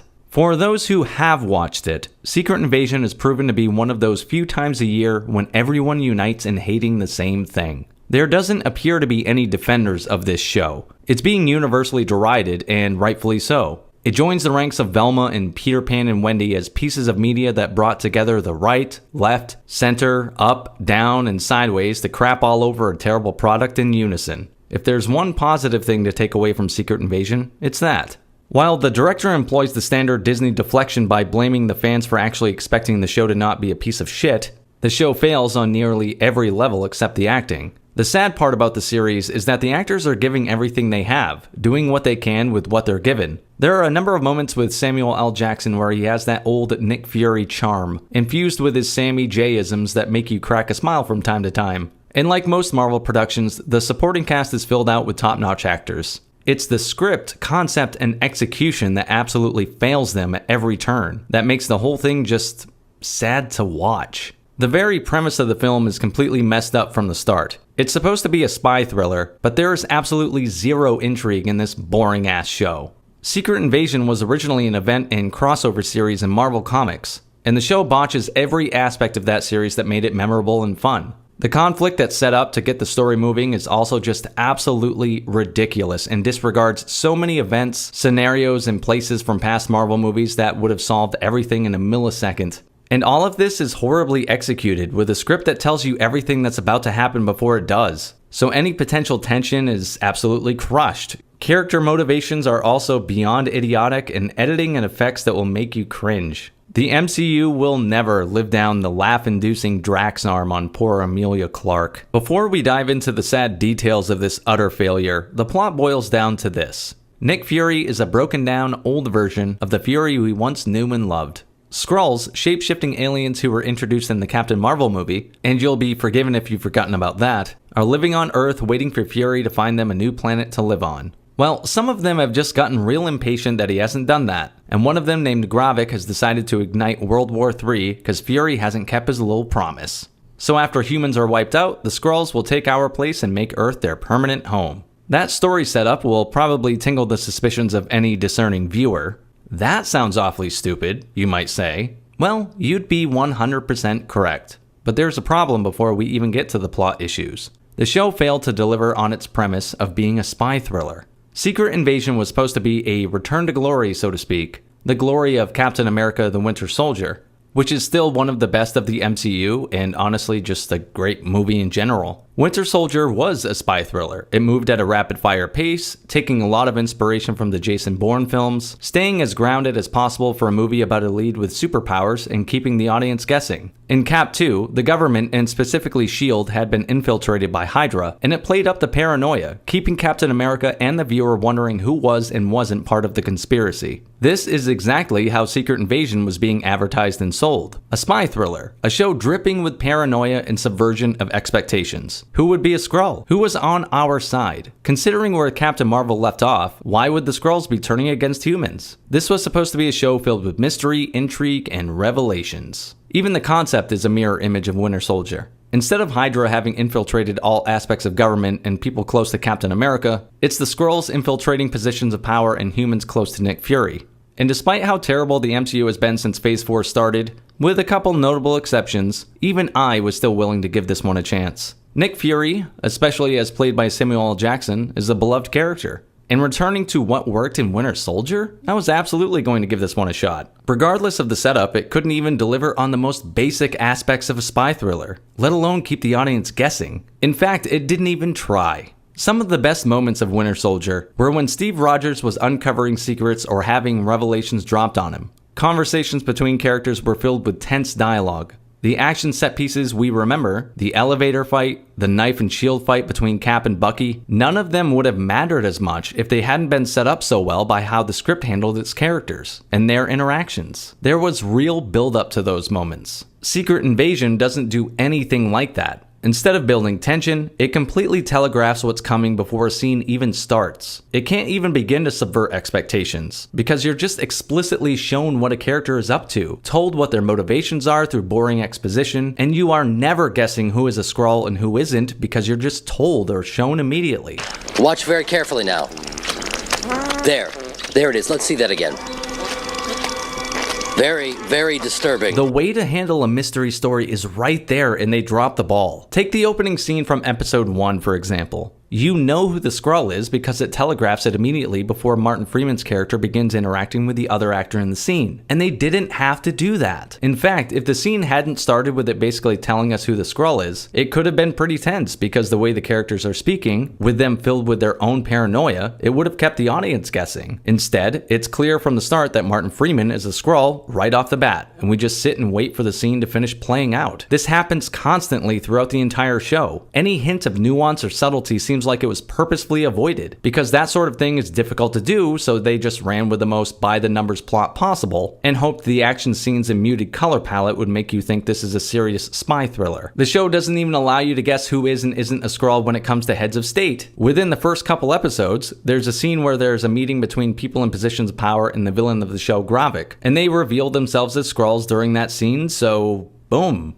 There, now you know from here on out. No guessing, no ifs, ands, or buts, just here you go, viewer. Eat it up. Even the one revelation that should be shocking, and I'll get to why the choice to make this person a Skrull is terrible later in the video, when Rhodey is revealed as a Skrull, it's not even done within the confines of the story. It just shows him alone, getting out of the shower, and wiping a mirror, and you see a Skrull on the other side. No big reveal, no big revelation to Nick Fury, no tension, just completely wasted on a gimmicky shot. The best I can describe how lame this was is it's like the director hoped it looked cool, and that would be enough for us. The setups that the show does manage to get off the ground don't have payoffs. At first, it seems like Emilia Clarke's character, the daughter of Talos, was going to be a villain, but it's revealed quickly that she's helping her father, so whatever, I guess. There were so many things this show had going for it, and they fumble the ball every single time. It's like a softball being thrown to an MLB batter at 50 miles per hour, and they swing and just fucking miss over and over and over. Outside the show not delivering on its promise to be a paranoia-infused spy thriller, let's get back to Nick Fury not keeping his promise, which is the foundation for the conflict in the show. In the 90s, Nick Fury promised the Skrulls that he'd find another planet for them to call home, but he and Carol Danvers hadn't been able to by the time the Avengers Initiative began, and then he unfortunately got blipped, and upon his return still couldn't find a planet for them. And while he was blipped, Talos had sent out a call to all remaining Skrulls, meaning there are at least 1 million of them living on the planet at this point. Gravik, the villain of the show, is pissed off that Fury hasn't kept his promise yet. He speaks for all Skrulls in saying that they want to be able to live in their own skin and not hide as humans. So he wants to incite World War III, have the humans destroy each other, then the Skrulls can rule the planet. If this sounds absolutely fucking stupid, it's because it is. Let us count the ways. First, let's look at logic and logistics. You basically have to erase most of what you've seen in the MCU from your memory in order for any of this to make sense. The superheroes of Earth are now friends with the Guardians of the Galaxy, so why couldn't they get their help in finding an uninhabited planet? Or why not ask if the Skrulls can live with them on Nowhere? Or hey, how about that planet Thanos was on at the beginning of Endgame? That was Earth-like and completely uninhabited. Seems like that would be a perfect spot, but the show constantly repeats lines regarding Nick Fury's failure to find a planet exactly like that. In addition, how is inciting World War III so that the Skrulls can rule the planet the logical step here? Because someone didn't keep their promise, the over-the-top villain wants to commit genocide and wipe out an entire species, 8 billion people, so that 1 million Skrulls can inhabit the Earth. The Skrulls have taken full advantage of the hospitality given to them by Fury, all of the wonders and cushy living brought on by first world countries, which requires the symbiotic relationship of billions of people to keep up. Instead, Gravik thinks it's a great idea to live in the aftermath of a World War III, a nuclear wasteland that would destroy anything and everything. That's way better than living on the Thanos planet from Endgame. And why is World War III the way to go? Infiltrating the highest forms of government across the world would have been more logical and far more interesting. That sort of plot would have given more opportunity for it to be the spy thriller it was advertised as, and there was already a blueprint with Hydra and Captain America Winter Soldier. But instead, just like the action, the show goes the generic route. Bad guy wants to wipe out mankind.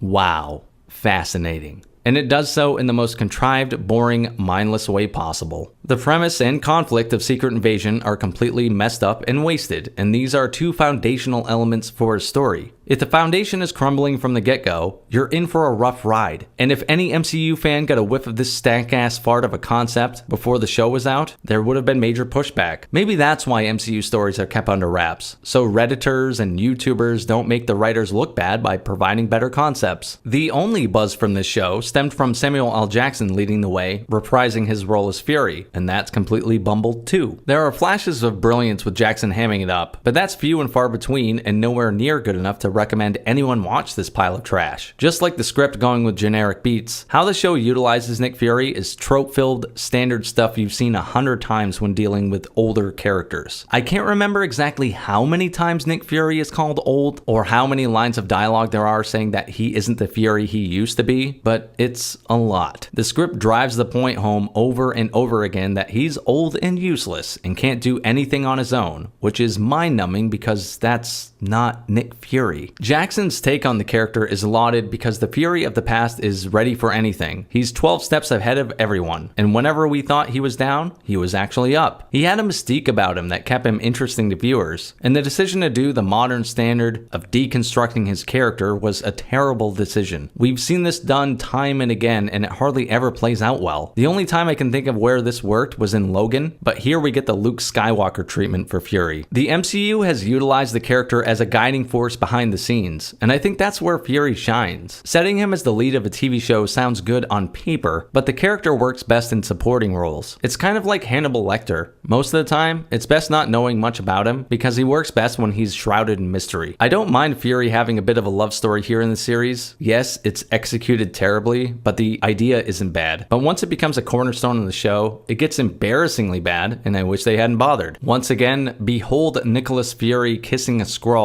and cringe before your MCU overlords. Other players in the show don't escape character assassination, with Maria Hill literally being assassinated. The saddest part about that character is that she never really got to be one. What we knew about Hill was she was incredibly loyal to Fury, his right-hand man, or woman, and whenever she was on screen, it was comforting. Like Fury, she was used as a through line to unite different areas of the MCU, and whenever Fury popped up, you knew Hill was right behind him. Killing off a well-known or beloved character isn't and shouldn't be off limits. As long as it serves the story, I think most things are fair game. It's always in the execution. If it's done well, then it's done well. But Secret Invasion doesn't get much right, so how do you think they handled Maria Hill's death? She's unceremoniously killed off at the end of the first episode for shock factor, and that's pretty much it. The response from the 8 people who actually watched the show should be enough proof that they executed this poorly. No one complained that Tony Stark died in Endgame. It made sense, it was poetic, and it was well done. Here, the response to Hill's death was, really? That's what you chose to do? Whose death in the show doesn't come so much as a shock as it does obligatory. They do the same with Talos. His usefulness came to an end and they just have him die with no emotional weight behind it. But the person who gets the most aggressive shit end of the stick has to be poor Rhodey, and by proxy, the remaining fans of the MCU. Revealing Rhodey as a Skrull isn't the issue. It's the length of time it's suggested he's been one. In episode 6, it's heavily suggested that Rhodey has been a Skrull since the end of Captain America's Civil War. See, when the real Rhodey was found, he's unable to walk because he hasn't gone through rehabilitation since his injury at the hands of Falcon. This is all meant for shock value and nothing more. There's absolutely no regard for the ramifications of this revelation. So you mean to tell me that everything Rhodey's been through since Civil War hasn't actually happened to him? He hasn't actually experienced? So Rhodey doesn't even know that his best friend Tony Stark is dead. He doesn't know about Thanos or the blip. So the emotional weight of the scene where Pepper, Spidey, and Rhodey have to say goodbye to their loved one was actually Pepper, Spidey, and a random Skrull saying goodbye to Tony. This is worse than the scene in Loki when they decided to say Infinity Stones were just paperweights. It's a blatant disregard for the past, things the audience was emotionally invested in, for the sake of shock value. And this kind of writing is pathetically lazy and shows whoever wrote it gave absolutely no thought into what this sort of thing means. Out of everything wrong with Secret Invasion, this this is probably the most egregious thing of all. The final episode received the worst overall rating of any MCU project ever, and for good reason. It's a cringe fest on every conceivable level, from writing decisions to the effects, editing, and even the acting. It's a pathetic excuse for an end to a $200 million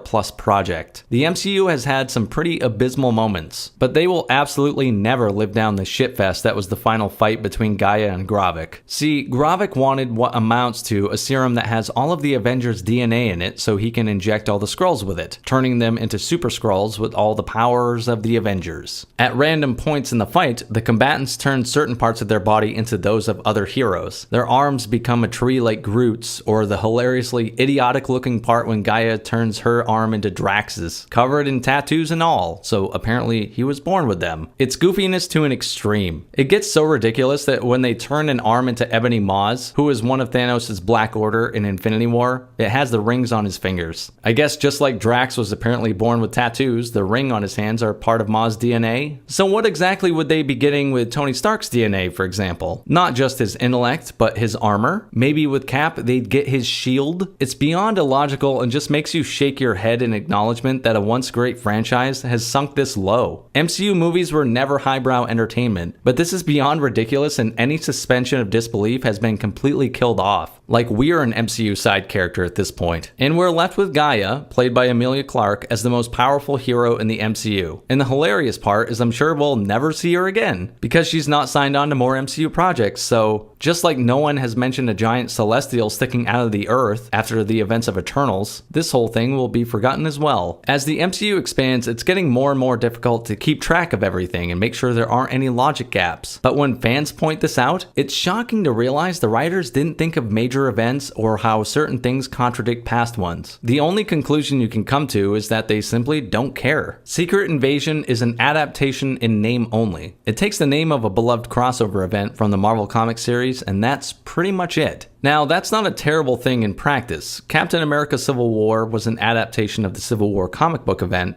and they couldn't be more different in terms of size and scope. The comic books had hundreds, if not thousands, of characters to work with, so the storyline took place on a massive scale, even involving other dimensions. At the time, the MCU wasn't nearly as broad, so it was a much smaller story. But what it had going for it was the main characters were the same in both the comic book and movie versions. Cap and Iron Man were the big players, and Spider-Man played a role in both. The movie also did a great job of keeping the heart of the conflict front and center, so even though it wasn't even close to a one-to-one adaptation, it still felt like Civil War.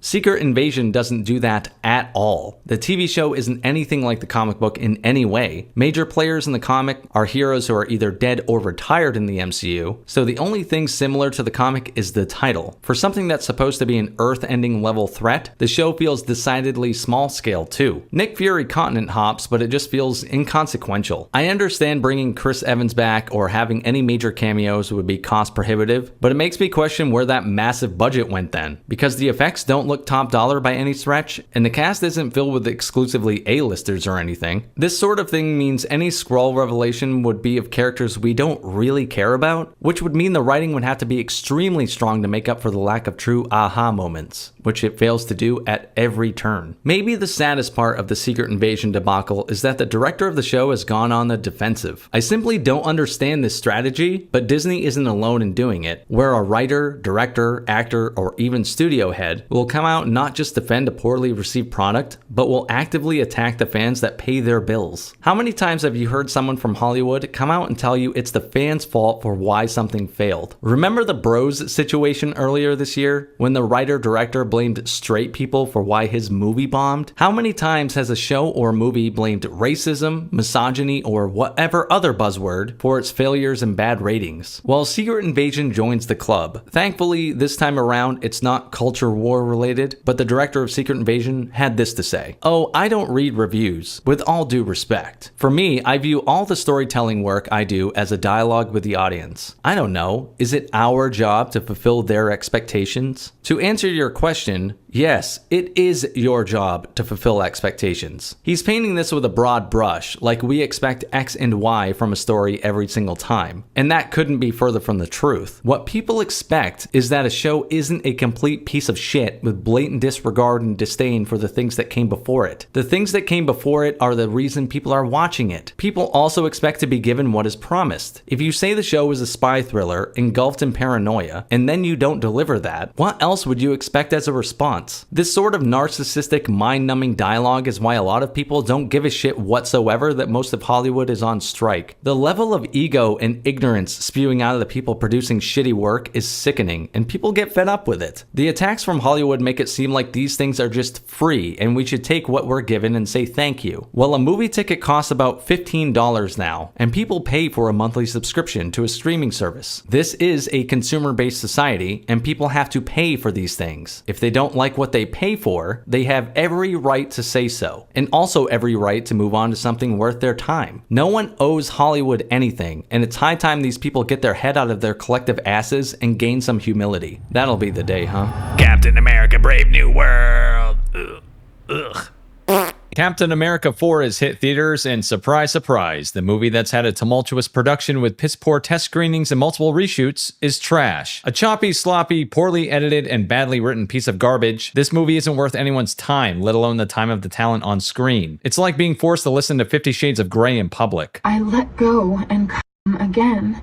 And it's sweet and agonizing and intense. Opening lower than Ant-Man and the Wasp and sporting a hilariously bad B- cinema score with a critic score of 50%, this garbage will come tumbling down next weekend. And before anyone tries to tell me it only cost $180 million to make, no, Disney doesn't count as a verified source when it comes to their production budgets. They lie all the time. Like when Forbes produced court documents revealing Disney lied about their budget for Doctor Strange 2, which they reported $200 million for, yet actually spent a staggering $414 million on, and that production had nothing on Captain America 4. So yes, I'll take movies that cost $500 million to make for all the marbles, Alex. Enough about all that. What about the movie itself? Why is it so bad? Well, it's all bad, but let's start at the foundation, the script. Holy Christ, is this thing a mess. It's like the film was written by a committee, not by a person with a singular vision, and that committee was a group of 10-year-olds. It's supposed to be a spy thriller with mystery and intrigue, but they don't just telegraph exactly what's going to happen a mile away, they blatantly tell you what happens, so the audience is constantly 10 steps ahead of the characters. That can work when done right, but here it's clearly unintentional, and it's because it's 2 to 3 scripts mashed into one. It also takes cues from the recent admission by Netflix that they have their screenwriters write as if people aren't watching, so characters say exactly what they're doing while they're doing it, leaving show don't tell by the wayside. Everything is explicitly stated like we the audience are idiots and not the people writing the movie. On top of a stupid plot, the villain is also an absolute fool.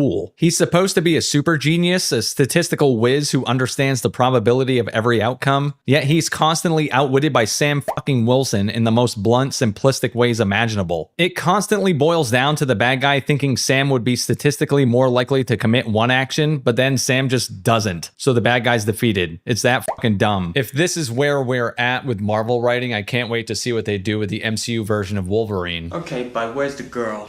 You better start talking or things are gonna get a little, let's say, dangerous. Speaking of Sam Wilson, who the hell is Sam anyway? The movie is so goddamn insecure, it's constantly reminding you that he's Captain America in this embarrassing way of begging you to take him seriously. But we knew who Steve Rogers was. He was a skinny kid who was bullied, and that crafted him. He was the guy that, despite being small before the super soldier serum, would throw himself on a live grenade to save his platoon, even though he was the little guy. His character was on full display. Who he was right there. But Sam is just the next guy. We never really learn anything about Sam, and we still haven't after an entire TV show dedicated to him. Because let's face it, the Winter Soldier was just a side character despite the show being called Falcon and the Winter Soldier. The main character is really just an avatar. He's not anything in particular other than the person holding the shield. So a poor main villain, a hollow main character, what else could go wrong? Absolutely everything, that's what. The movie tries to be 20 things at once. For some reason, it's a sequel to a 17-year-old Marvel movie that most people didn't like, because this is really a follow-up to 2008's Incredible Hulk. It's also a carbon copy of Winter Soldier almost beat by beat, just done like shit instead. On top of that, it tries tying up loose ends from other Marvel projects that have been left dangling, like the Celestials sticking out of the fucking ocean in the Eternals, and it's a soft introduction to the X-Men into the MCU with a major plot device being adamantium. They should have just called this piece of shit Captain America Loose Ends. You can tell how insecure this movie is because they advertise Red Hulk as a major part of it, yet he was only in it for all of 5 minutes, proving the rumors true. Same thing beginning with Giancarlo Esposito's Sidewinder, who has a grand total of 5 or 6 minutes of screen time. Cap 4 is nothing short of a fascinating disaster, a studio too proud to just shelve it and take a tax write-off like they should have. There's so much to say about it that it's far, far easier to do so by going through the story beat by beat, so that's exactly what I'm gonna do. We start with Indiana Jones giving a speech right after it's been announced he's won the presidency of the United States. President Jones is taking some undisclosed medication, and given that it's been relentlessly spoiled in the previews that he becomes Red Hulk, how much would you like to bet that this is connected to that? They hide it about as well as the Joker shitting himself. I know why you choose to have your little...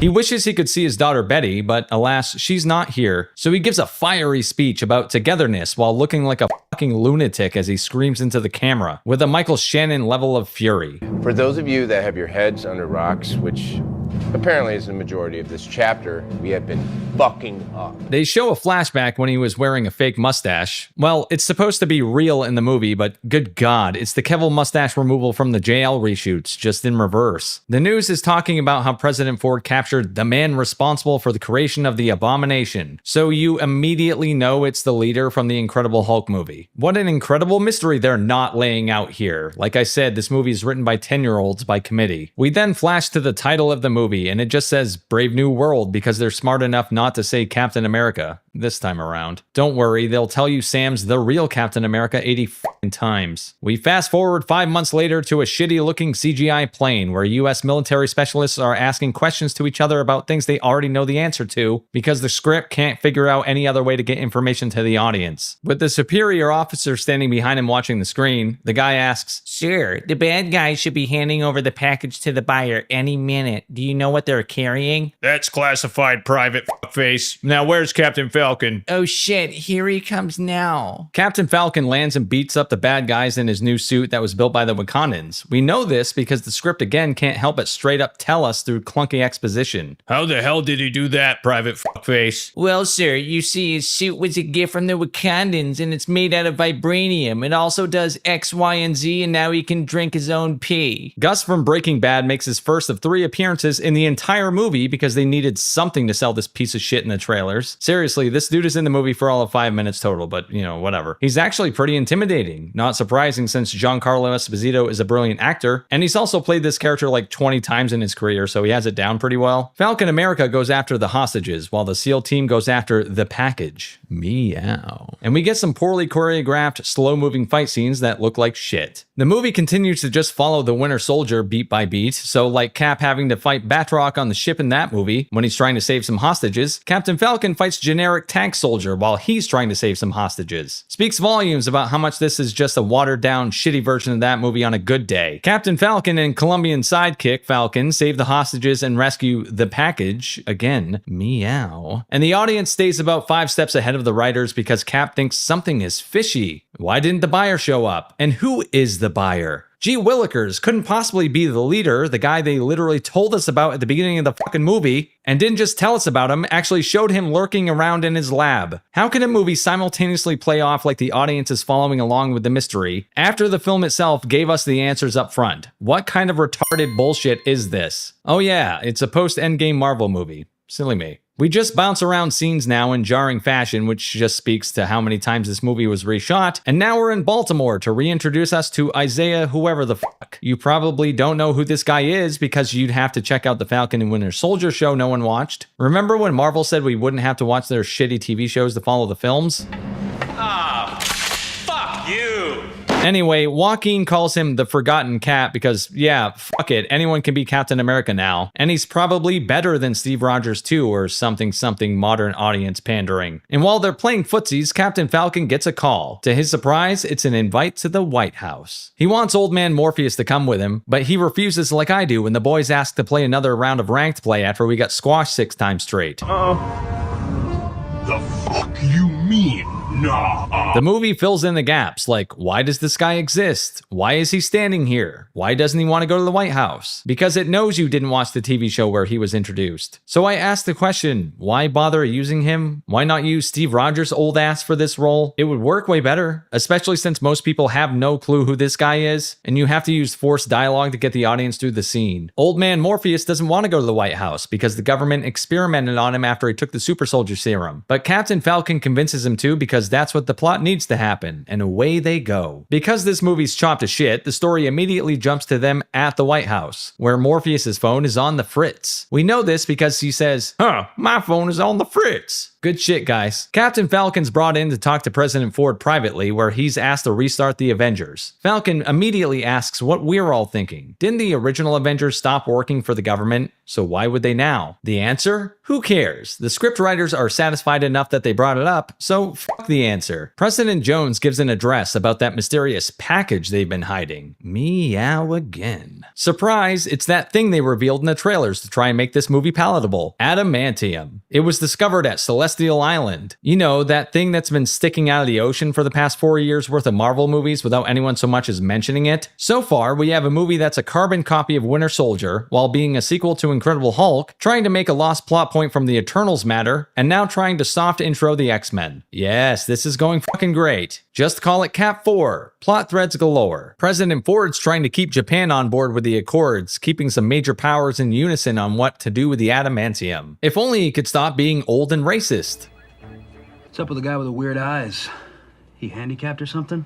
Before he can make things worse, Old Man Morpheus and some other people clearly become mind-controlled and attack the president. Captain Falcon and some 80-pound, 5-foot woman stop it. No, that isn't a joke. And remember that scene when Cap chased Winter Soldier through the building? Well, this movie does that too, as Falcon chases Morpheus through the White House. This time, though, they subvert expectations because Morpheus doesn't get away. Captain Falcon convinces him to give up before it gets worse. Falcon bursts into the security room to confront President Han Solo, and they're interrupted by Solo's, again, 5-foot, 80-pound security advisor with a speech impediment. Of all things in this movie, this is easily the least believable, providing 0% ability to suspend disbelief. But whatever. Falcon tells her to fuck off. Don't talk to me, you slut. But Han Solo reminds Falcon that he's not Steve Rogers, so he can't get into the mix with this, even though he just asked him to restart the Avengers. So the guy who has Black Panther and Iron Man's armor, Falcon's wings, Ant-Man's helmet, and Captain America's shield isn't good enough to lead an investigation. But he's totally good enough to restart the greatest super team the world has ever known. At your convenience, you piece of shit movie. Everyone seems to know something fishy's going on, including the audience, since we already know 1, the people who attacked the president were under mind control, and 2, who was controlling them. But, you know, whatever. This is a mystery. What an espionage thriller. Anyway, since the movie thinks everyone watching it is stupid, we have to go through the motions of the characters discovering the exact same thing they already know and then acting surprised about it. Colombian Falcon knows that Morpheus' phone was on the fritz since he announced it. Then him and the 5-foot white girl watch a CCTV recording of the phone on the fritz. They figure out what they already figured out. The phone did it. Imagine being the actors in this scene, knowing how poorly written the script is, but having to go along with it anyway. I'd go home at the end of the day feeling like Philip Seymour Hoffman in Boogie Nights. Oh, fucking idiot! Then, when Captain Falcon's driving around, he's attacked by Gus from Breaking Bad's second of 3 appearances. This is borderline embarrassing because we're supposed to believe 90,000-year-old Esposito is any match for the tank that is Captain Falcon. But what the fuck ever, I guess. Falcon shockingly takes out Sidewinder with one fucking kick, so that's at least realistic. Even though about 20 minutes later, you see an 80-pound woman beat the shit out of 6 trained military men, but we'll get to that. Anyway, after the attack on the president, it's given France and India time to second guess if they should be a part of the Adamantium Accords or whatever stupid-ass name the script gives it. In some contrived-ass way,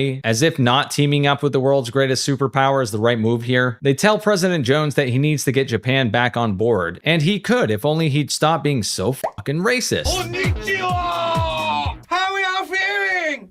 Yay, boy! As if this movie couldn't be more simplistic, Captain Falcon and Mini Falcon discover where the call to Morpheus' phone was coming from. A place called Echo 1 Base. Guess where they're going and what they'll figure out. If your answer is the exact same thing I've mentioned 5 times already, you'd be right. The characters are finally going to catch up with what the audience has known since minute 2 of this flick. Next, the forgotten female elf from Snow White is going to talk to the inmates who shot at the president when she sees a guard acting all quirky as he pulls his gun out to shoot them. She absolutely has time to save at least 1 or 2 of them, but waits until the guy kills all 3 of them to draw her weapon. And instead of doing literally anything, she just stands there. This is so poorly edited I had to do a double take. I saw this movie 3 fucking times to write this review, mind you. This is easily the worst editing in the entire movie. But anyway, she calmly waits till the guy just shoots himself in the face. That entire paragraph is a real description of what happens. It's that stupid. And then, yes, there's a lot of and then happening in this film because that's all the writers know how to do. And then President Ford gets a call on Air Force One from the leader, aka the main bad guy in the movie. We're supposed to be shocked, just like President Solo, because the script forgot it already told us who the villain of the movie is 2 minutes in. It's you.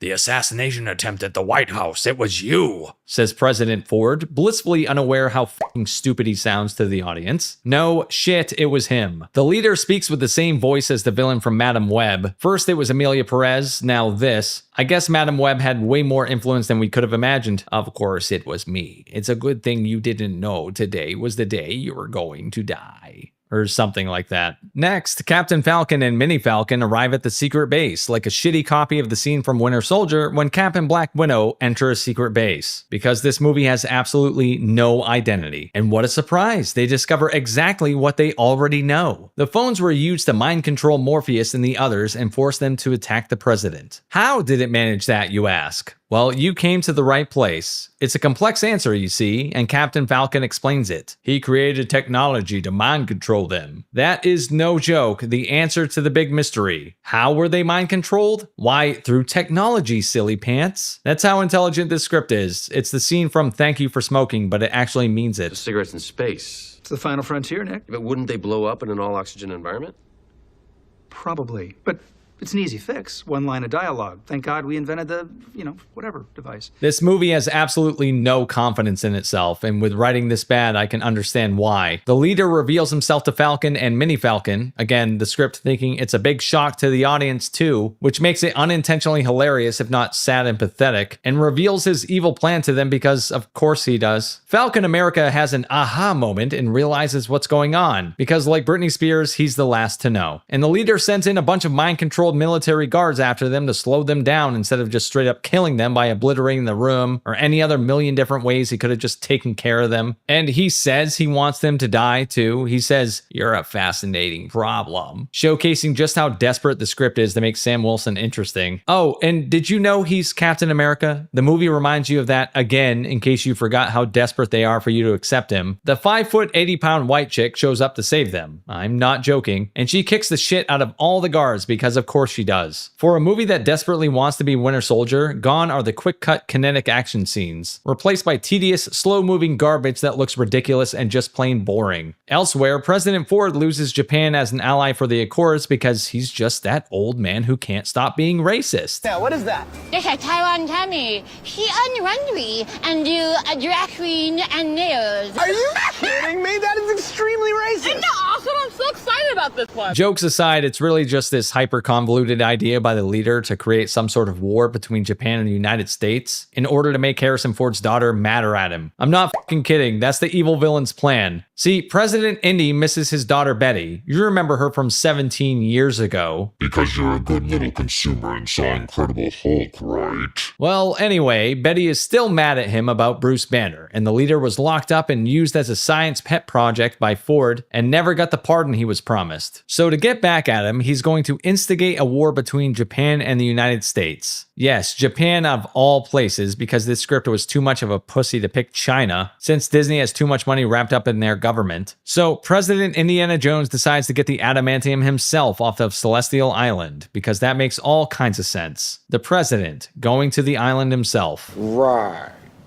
But don't worry, the bad guy is such a genius, a statistical whiz, such a probability machine, that he's constantly outwitted by Sam fucking Wilson of all people, and he's about to be again. Sam asks Gus about the situation for Esposito's third and final scene in the movie, and he explains to Sam exactly what we already learned. The whole thing's a ruse to make Ross look bad. Great writing, right? Who would have guessed that? Am I right? Captain Falcon and his sidekick fly to Celestial Island and intercept President Ford, who he confronts about the situation. Ford admits to everything, which we've already heard at least half a dozen times, but the script is so worried we didn't get it the first time, it goes over it once more. And he also reveals that the pills he takes were given to him by the leader to save his life. Shocker, I know. The leader mind controls a couple pilots who instigate a fight with the Japanese fleet, and Captain Falcon and his bitch fly around amongst shitty CGI backdrops and stop them. Ross, meanwhile, is struggling with the pills he takes, and he's clearly trying to stop from turning into Red Hulk. The leader even calls him and tells him that the pills are filled with gamma radiation because the best kind of prize is a surprise. Madam Web-voiced bad guy realizes that his antagonistic monologuing can't convince President Ford to change into Red Hulk yet, because the plot doesn't want him to, and does that cringe villainous scream thing.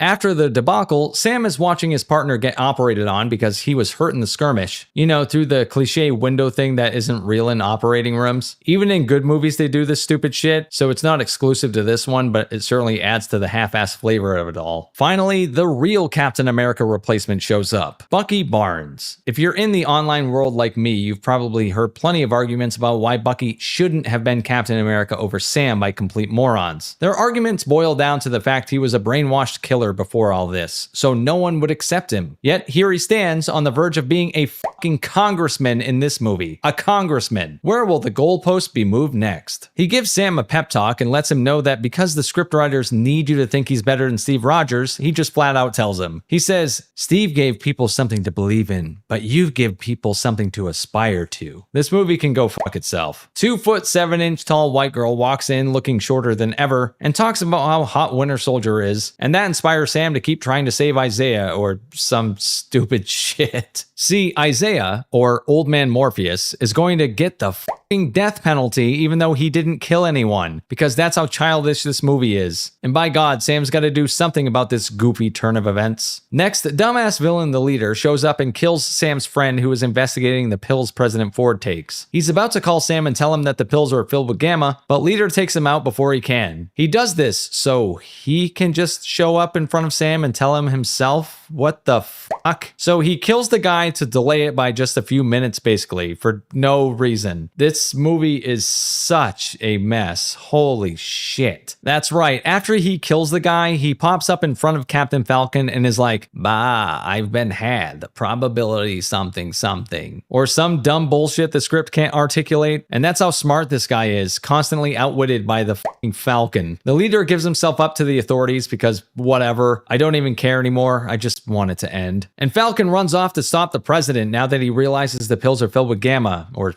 whatever. President Ford is about to give a speech in front of the White House about how the accords have been worked out. But then main villain dude takes a cue from Batman Returns and plays his phone conversation with the president over the speakers. Yes, this movie steals from another much better movie. Again, the recording plays for everyone to hear publicly, and President Jones is enraged that everyone now knows he has a soft spot for crack cocaine or something. It's 7 o'clock on the dot. I need a crack rock on the spot. This revelation sends him into a rage and he finally turns into Red Hulk, which acts and looks suspiciously like regular Hulk, but whatever. The Secret Service, charged with protecting the president, then turn and start firing on him because this movie's functionally retarded. And this, sure as shit, enrages the red dude further, so he starts attacking and killing people. Luckily, Captain Falcon shows up, and thank God he has a suit of armor from Wakanda and the wings of Falcon and the mask of Ant-Man and the tech of Iron Man so he can survive all this. But don't worry, the movie will remind you that he's just a man, minus being geared to the gills more than any superhero in the entire MCU. Even though Steve Rogers had super soldier serum flowing through his veins, in the original Avengers movie they were smart enough not to have him fight the Hulk because it would make no sense. They had teched out people or demigods like Thor fight him because they're the only ones who could handle it. Stark had to have a literal Hulkbuster suit to do it. But that's how powerful Sam is at this point.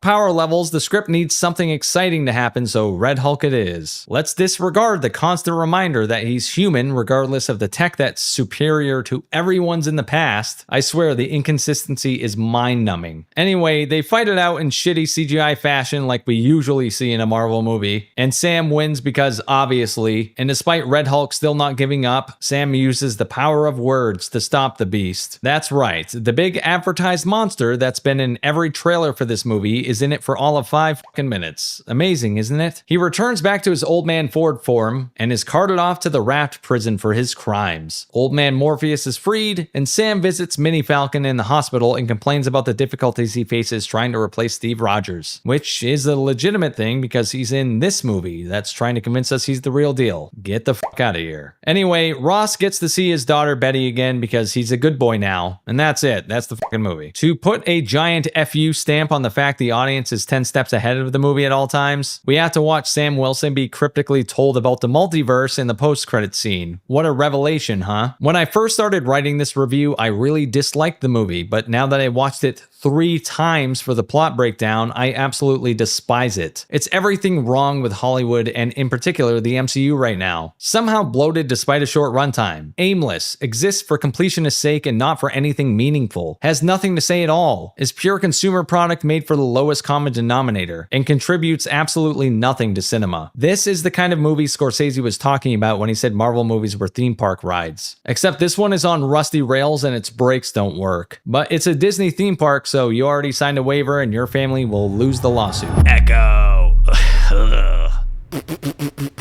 Echo, or as I like to call it, a giant waste of time. I'm not wasting much more on this, so I'll make this quick. I completely skipped this show when it first debuted because all I heard about it was that it was Marvel's dog shit, and yeah, it kinda is. I sat down specifically for this video to watch this turd get flushed, and lo and behold, down it went. This is the show Marvel dropped on Disney Plus knowing they had a certified flop on their hands. The entire series dropped at once in the dead of night and became one of Disney Plus's lowest watched Marvel projects until, shockingly, the Fantastic Four debuted, that is. Besides the meta, what about the actual show? Well, it's a pure nothing burger, and at its worst, fucking dumb. The story follows Maya, a, I kid you not, mute amputee Native American who first appeared in the Hawkeye TV show where she was working for Wilson Fisk, before she had an attack of conscience and shot him in the fucking face. Well, guess who's back? Maya and Fisk, who somehow regenerated an eyeball and brain matter. Maya plans on destroying Fisk's empire and taking over, apparently, saying that the empire once had a king but now needs a queen or whatever. Anyway, the show is pretty short at just 5 episodes and follows her along her path to dismantle what's left of said empire until Fisk shows back up to fuck up her plans. It's Disney's most purified post-2020 Marvel slop, with the girl boss thing in full swing and basically does the entire meme of modern audience pandering. I once joked that we'd know we've gone full force with that shit when we got a protagonist that was a paraplegic lesbian minority, and holy shit, did we basically get that here. Besides the pandering, the show basically just functions as a prelude to the Daredevil Born Again series, with Daredevil himself making an appearance and Wilson Fisk playing a massive role throughout the show. Maya is something of a joke who gets helped by her ancestors. Yes, even though she's patently an evil person, her ancient Native American ancestors help her in her time of need. And once Daredevil appears and Kingpin makes his presence known, you wish this show would just go away and give you the characters you actually want. One thing I'm actually thankful for is how brief this show is. As mentioned, it's only 5 episodes long, and the last 2 are barely over 30 minutes each. But man, the kind of damage you can do in that short amount of time is astounding. Ever since Kingpin moved over from Netflix to the more Disney-friendly version of the MCU, he's been pussified and cucked beyond belief. You know those ancestors I was referring to? Well, they help Maya heal Fisk of his trauma from his childhood, turning him from a bad dude into a simpler, nicer man. It's implemented so fucking stupidly, I actually burst out laughing when it happened, just pure retardation. However, the show ends just as fast as it began, and so does this review of it. I have no idea how Little Platoon got hours out of this shit stain. I'm all set at just a few minutes. Agatha All Along.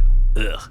Oh, Disney, you sure do know how to sell a product to the broadest audience possible. Agatha is the gayest Marvel project yet. Do you agree? It better be. Interesting. Where have we heard that before? People have told me that it's the gayest Star Wars, and I'm frankly into it. No. I have a better question. How'd that work out? Yes. They definitely weren't lying. The behind-the-scenes clips of this show's fight scenes are riveting.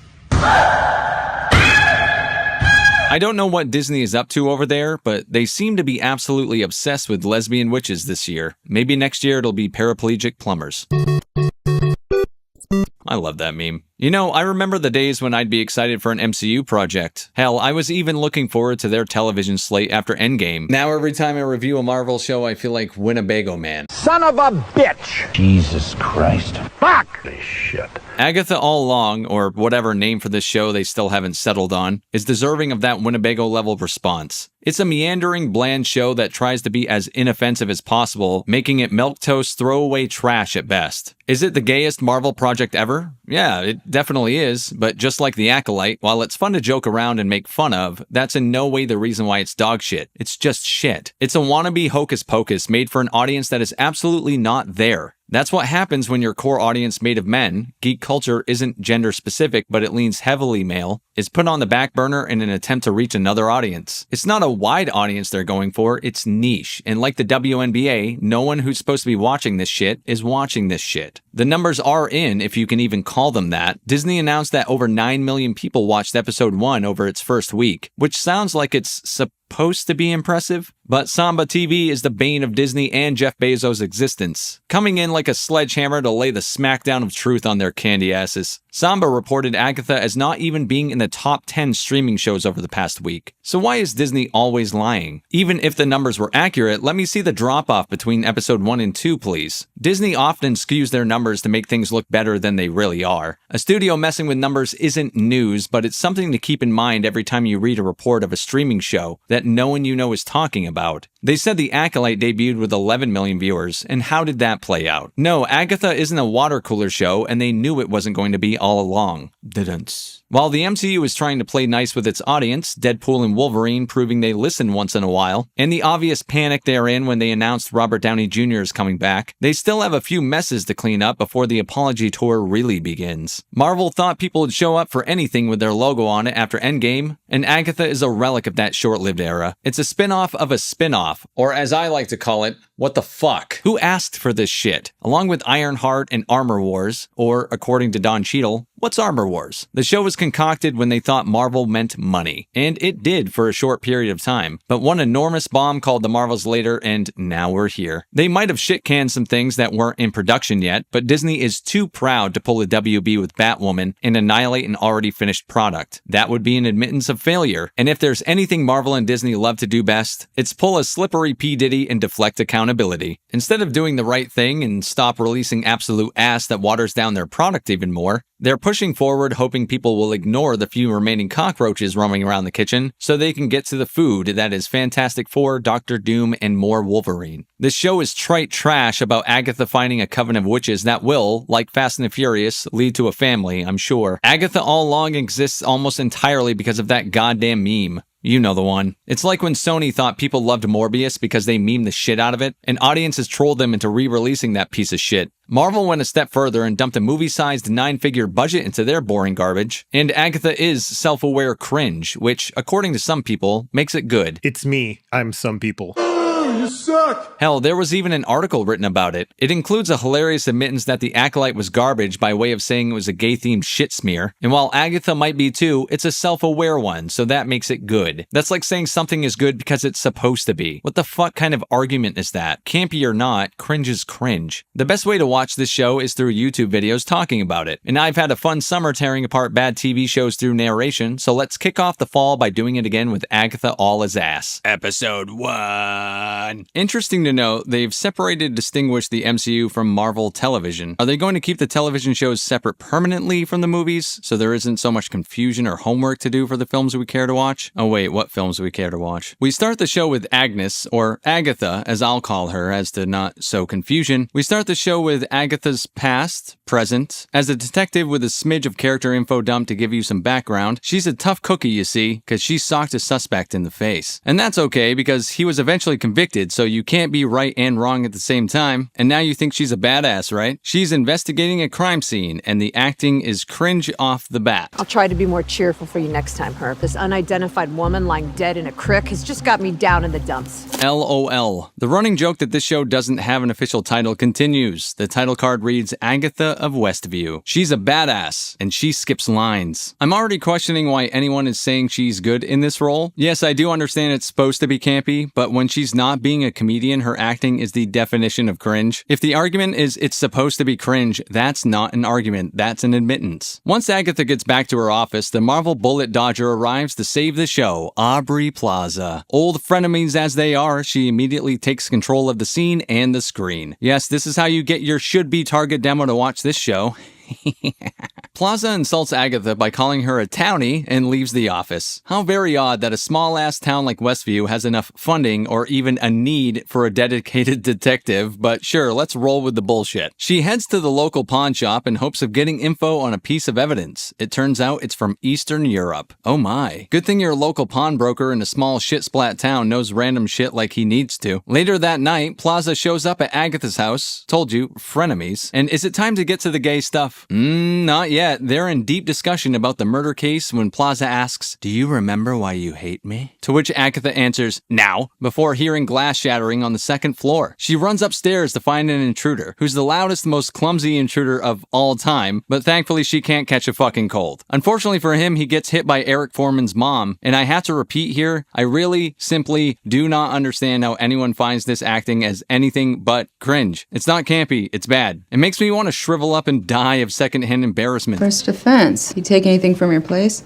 No, but not for lack of trying. I think it's time for a good old-fashioned chat with Edward Scissorhands in there. Yeah, God. She immediately assaults the actor who thought it was necessary to come out as gay to promote the show, as if that was some mystery to anyone. Even though it's been made clear she's assaulted a suspect before and had been punished for it, she immediately kicks him out of his fucking chair, despite the fact he could ask for a lawyer immediately and sue the department, but hey, she's a badass. The things that you're roasting me for are the things that make me dangerous. This is not good acting. What the fuck is with the praise? Shall we go further? Asleep in bed. Total loser.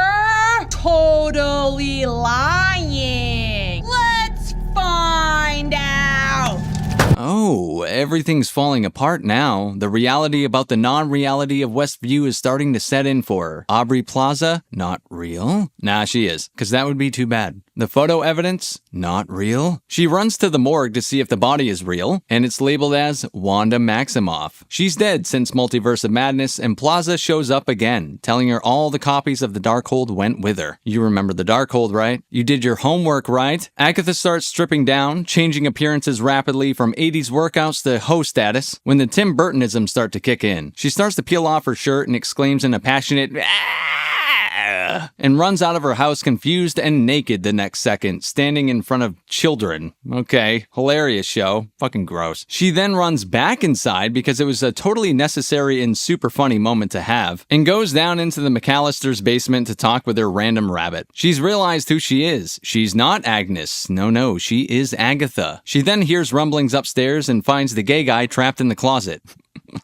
Really. Finally, the actual only interesting character in the show so far pops up again. The shield against criticism, or so Paul Tassi calls her, Aubrey Plaza. She's here to deliver a blade to her apparently former lover's throat. Meow. The depressed wine moms are gonna love this shit. The lesbians battle it out in front of the gay guy. That really happens. And Agatha says, Coochie coochie coo.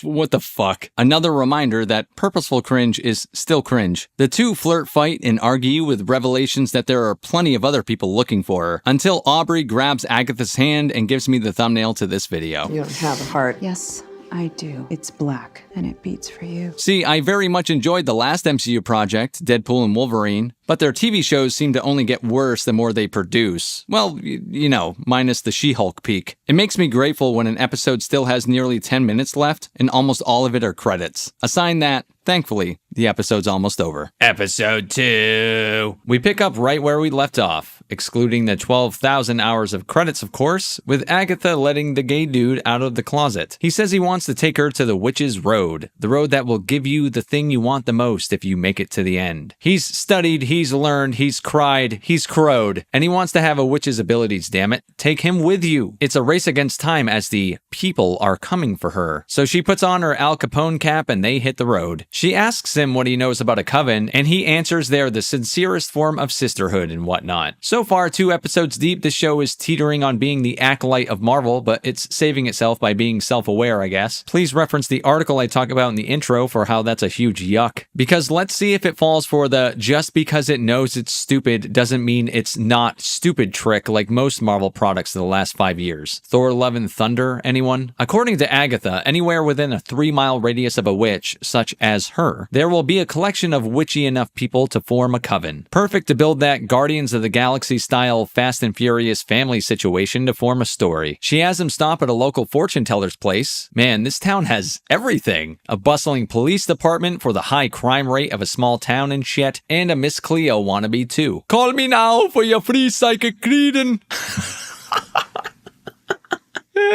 Fucking God. Miss Cleo's exactly who they're looking for. A fellow witch, but she isn't down to join their tribe. So you're a bit of a kook. I didn't read your fortune. I read your reputation. Witches like you are the reason people think we poison apples and steal children and eat babies. Babies are delicious. Just Agatha revealing secrets of the Hollywood elite, right, P. Diddy?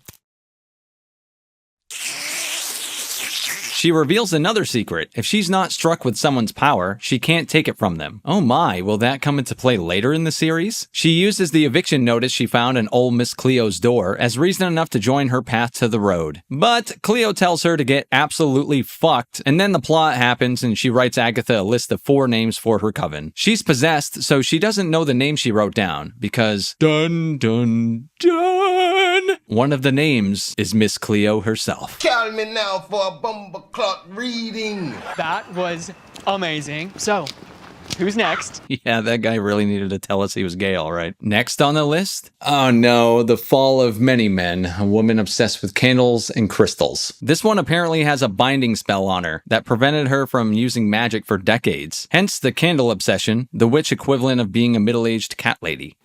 Wait, what the fuck? All the witches Agatha visits have a reason they should join her. An eviction notice, in this case, a lawsuit for 800 complaints of chemical burns. The next person on the docket is a blood witch, which is someone born from a witch. We have the white lead character and the diverse supporting cast all set. Black witch, check. Korean witch, check. And the single line that lures her in, what happened to mommy? Yes, the road, vague as it is, can not only restore powers, but can go full John Edward and speak to the other side. And is that a dad figure that's fast? Yeah, my dad. Why would he tell me to talk about somebody having the blockage in the colon or somebody having abdominal issue? One day you will have to answer for your actions. Korean witch refuses, and that's the last you see of her for the rest of the show. JK, motherfuckers, they all show up because the plot needs them to. So, obviously. Agatha gets dressed in her full Hocus Pocus gear for the event, and Crystals is the first to arrive. Oh god, am I the first to arrive? See? Then Miss Cleo shows up, and they throw some Harry Potter professor lines at each other. Jennifer Kale, potions. Lilia Calderoo, divination. Or at least that's where I know it from. Not terribly big on the witch's code word magic bullshit, but anyway, Korean witch shows up with her red hair stolen straight from Squid Game, but I am not begrudging dyed hair. There was a 4th name on the list, and she finally, reluctantly, goes to get her. When you know it, it's Foreman's mom. With all the bee witches collected, we get the 2nd lesbian witch song of the summer from Disney. What the actual fuck? We had this. The power of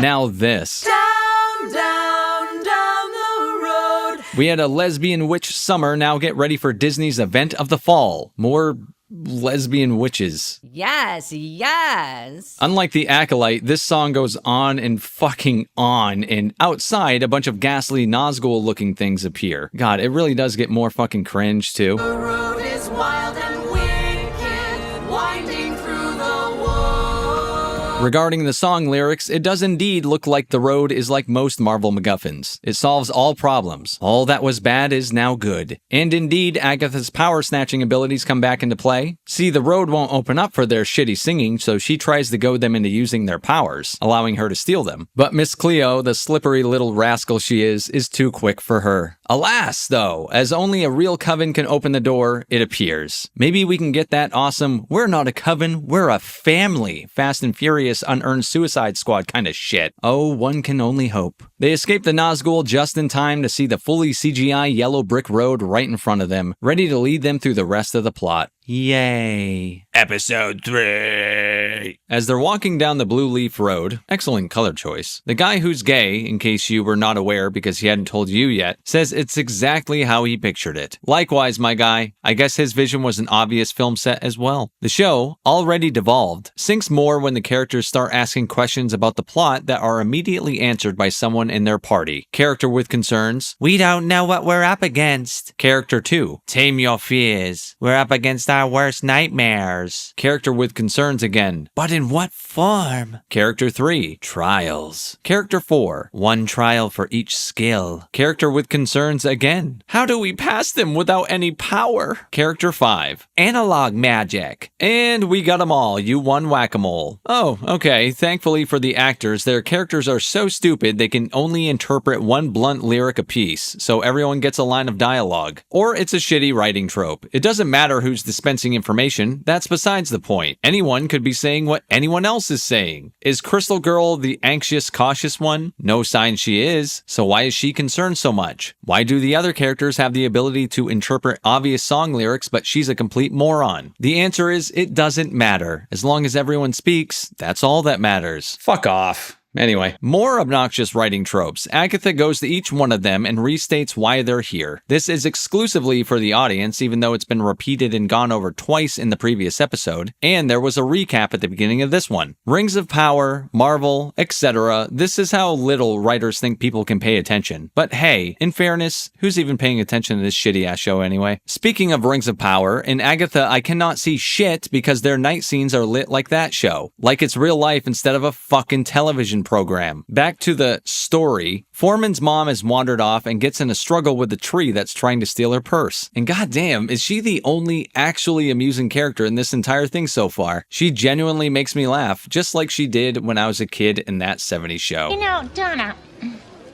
I've been drinking. I mean, thinking. Came from Talbot's. You can't have it. They save her and specifically say not to stray off the path. So, after Michonne spots a CGI Freddy Krueger house in the distance, they immediately walk off the path. Now looking like he belongs in Harold and Kumar Go to White Castle, gay dude, and if you're wondering why I'm calling him that, it's because it's his only defining characteristic since he doesn't even have a name in the show besides teen. He says the house is giving middle-aged second chance at love vibes and he's here for it. This house is the first trial. You're surprised, I know, I know. They find a note from the Riddler telling them to drink the wine. Agatha calls out the obviousness of the clues, to which a fool might say, aha! See, the show is clever because it knows it's dumb as fuck. Which is a funnier thing to say than the show could possibly hope to be, so just let them cook. Michonne, now wigged out, tells Gay Guy to be careful around Agatha since she gave away her own son in exchange for the Book of the Damned. Oh look, the modern writing trope I love. A character just saying things because the story needs them to. I've said this a lot about the Rings of Power, and here it is again. Michonne isn't even being careful with Agatha, so why is she suddenly concerned about what the teen she's been annoyed with since her arrival is up to concerning Harkness? Oh right, she isn't. The script needs this info out now, and this is the path of least resistance, i.e. it's shit. As they drink the wine, hilarious jokes abound. If you're waiting for a charcuterie, I don't think it's coming.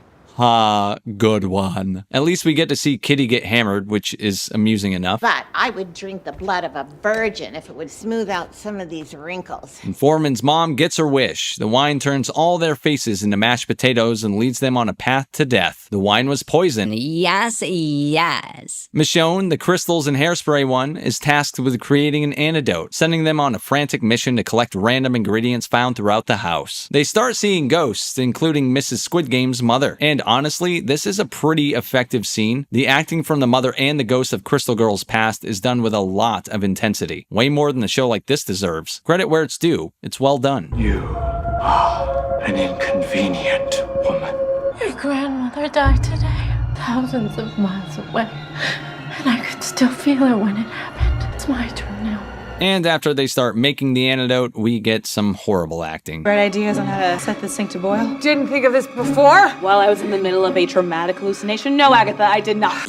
The timer is counting down, and they still haven't finished making the potion. Will they make it? Oh yes, they will after the teenage freak dude dribbles his blood into it. Now it's safe to drink. They get everyone to safety after a random flooding. If it sounds random, it's because the road is similar to the multiverse. Nothing matters and anything can happen, so it will, meaning it's just an excuse to write random bullshit. Unfortunately, the only good part of the show is already dead. Bye, Foreman's mom. Well, shit. To be continued. And boom, let's continue it. You know what? Fuck this show. We're going turbo speed to get through the rest of this series. Let's go. Episode 4. This episode is the musical test. Whoop-de-fucking-do. Oh, and we find out the teen isn't Agatha's kid. I'm sure you care. Moving on. Episode 5.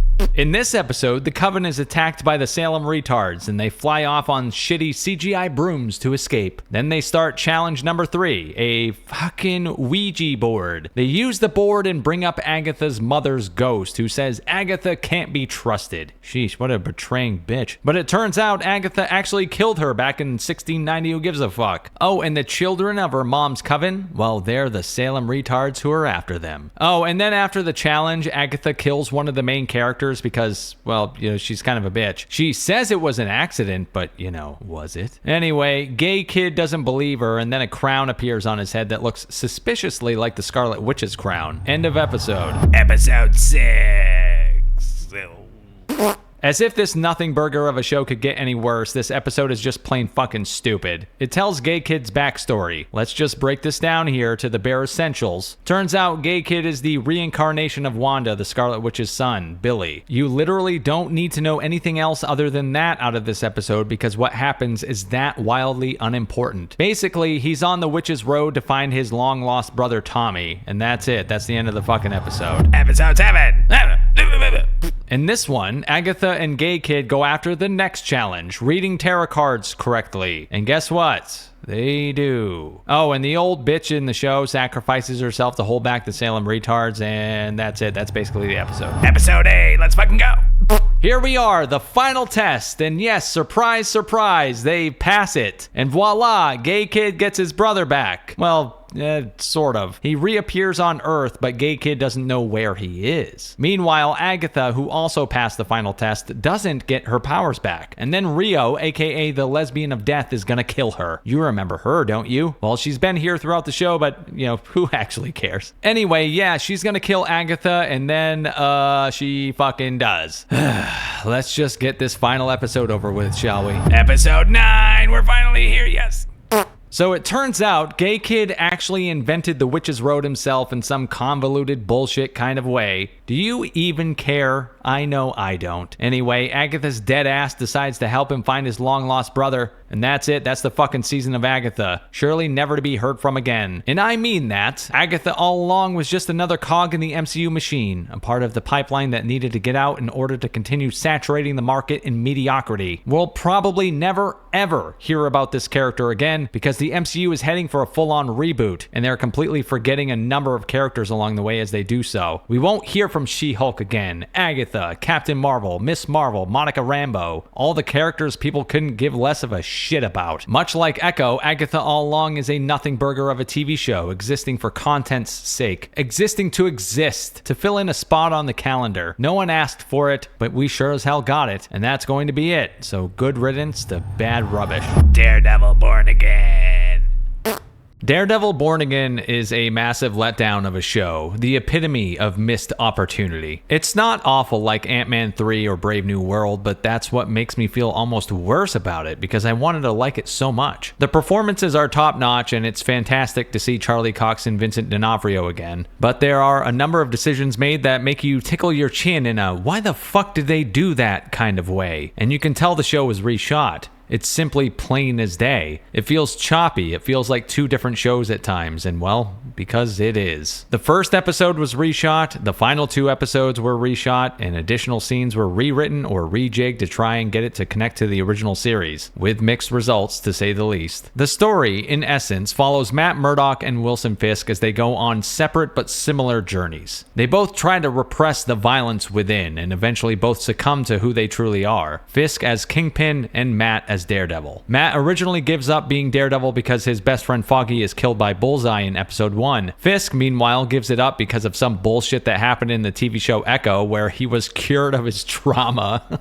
Fisk's taken an opportunity presented to him to run for mayor of New York City, and unbelievably, he fucking wins, so okay, totally believable. Anyway, he tries to do right by the city, and D'Onofrio kills the performance as we see him struggle to maintain being the good guy, while wanting to break free of the good guy constraints and use his intimidation and willingness to commit violence. It all comes to a head though. Matt returns to his alter ego when a family member of a client is put in danger, and he can no longer stand by. Fisk returns to being the Kingpin after he's cucked by his wife and takes it out on the man she cheated with. What's that, you ask? Fisk is cucked? Yes, he is, and that's a chief complaint I have about the show. Wilson Fisk is boiled down to a giant pussy in Born Again, because his wife took over his business while he was gone. We'll discuss that in the Echo section, and she cheated on him while he was away. They have regular couples therapy sessions that run throughout the show, and she sits there and degrades him by telling in detail what she loved about her new lover, and he just sits there and takes it and actually ends up apologizing to her.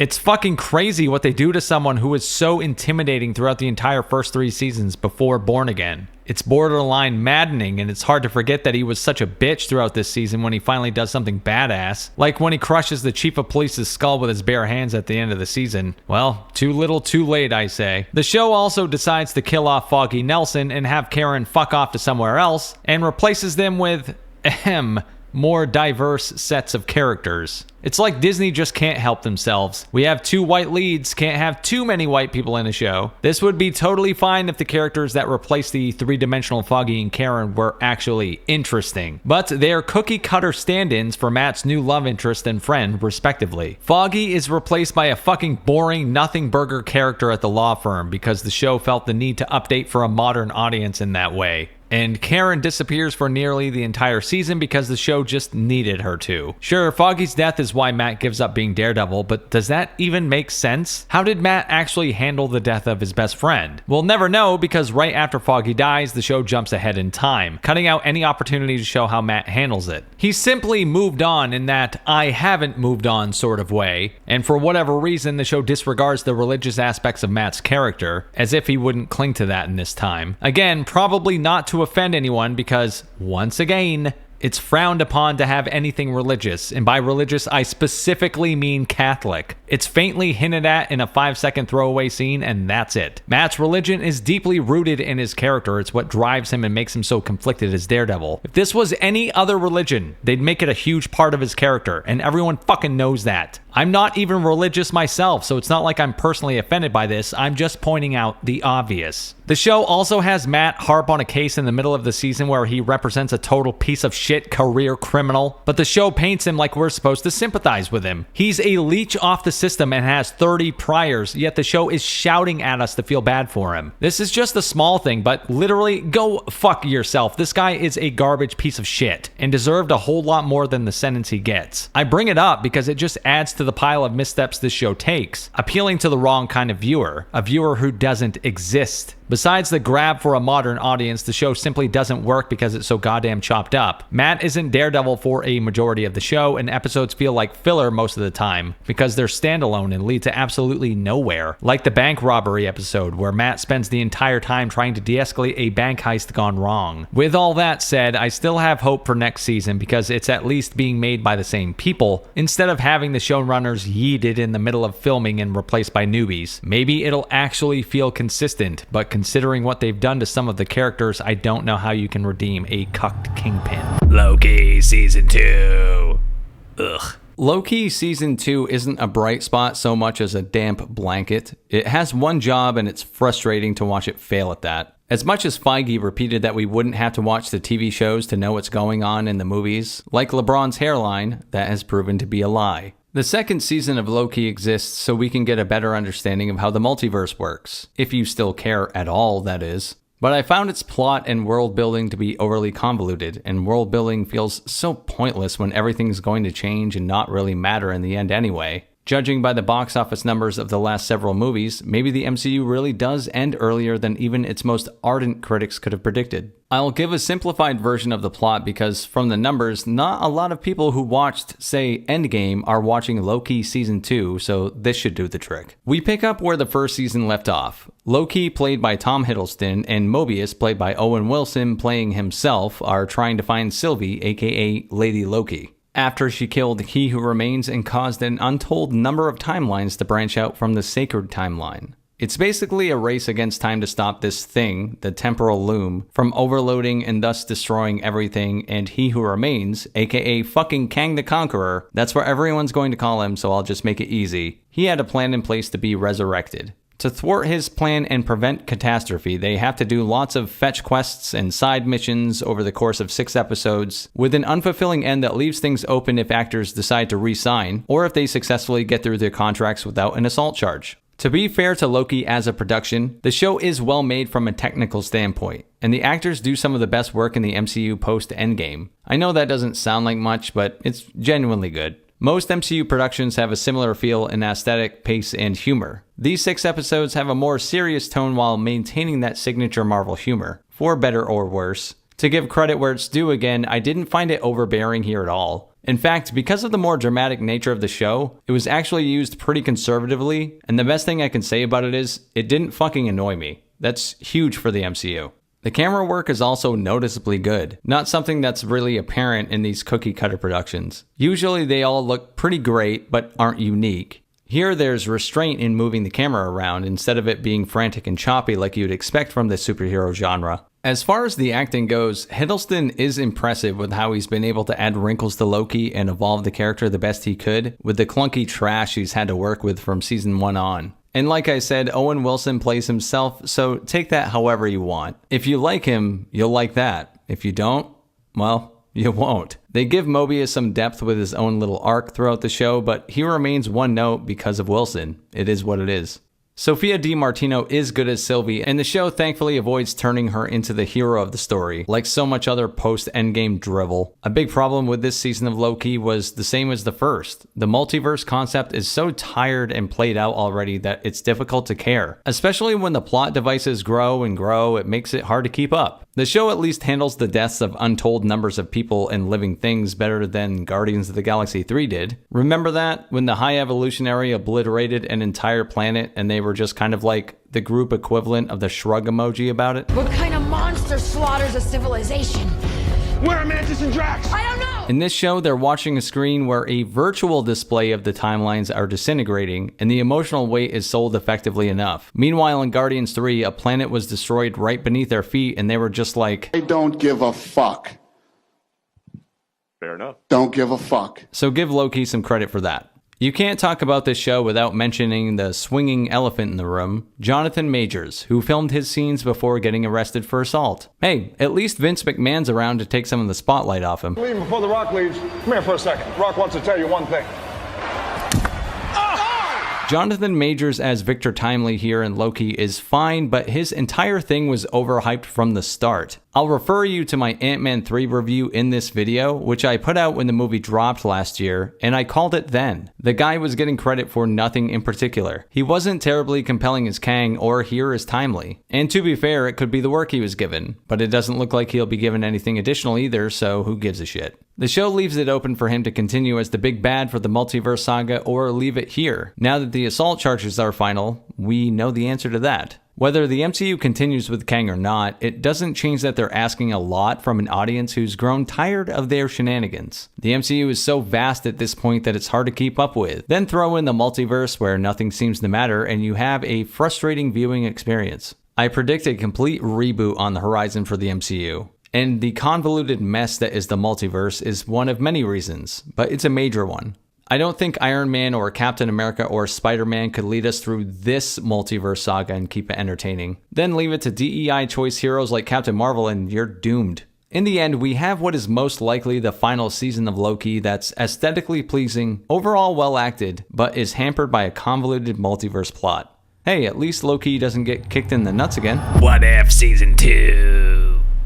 If you enjoyed What If Season 1, then you'll like this one too. But in my opinion, this is mostly superfluous fun where people get to smash their toys together. It's basically what might happen if certain elements of MCU canon were altered. Characters end up as other heroes, in other groups, in factions, and lives. It exists to create possibilities for meaningless connections in future MCU movies or shows. Like, oh hey, that's the T'Challa from episode 1 of What If Season 2. I know we're literally talking about superheroes and magic and shit, but that doesn't change what the show is. There are 9 episodes with varying storylines. Some parts of the final episodes connect to Loki Season 2, so the seeds are planted for bite-sized connective pieces that don't and won't really amount to much. These are multiversal variants after all, but if you'd like a distraction, the animation style remains top-notch and some of the original actors voice their roles, so kudos for continuity. If that's appealing, or you're an absolutely die-hard MCU fan that doesn't care what they're putting out, in which case I'm wondering why you're watching this video, by all means have at it and check out What If. But with the entire MCU being overly stuffed with uninteresting mind rot, think of the concept and reconsider if What If is worth it to you. Eyes of Wakanda. I'm not fucking reviewing this. I literally don't give a shit. 0 out of 10. Fuck this show. I don't care about cartoons. I don't care. You're lucky I did the fucking What If Season 1. Fuck cartoons. Too much content. Too much content. Moving on. Thunderbolts, the new Avengers. Thunderbolts is a complete and utter mess, has a plethora of problems, and completely character assassinates a number of players in the movie. But just like this guy trying to get a date, I can't say I'm not entertained with the end result. Slide in my DMs like this.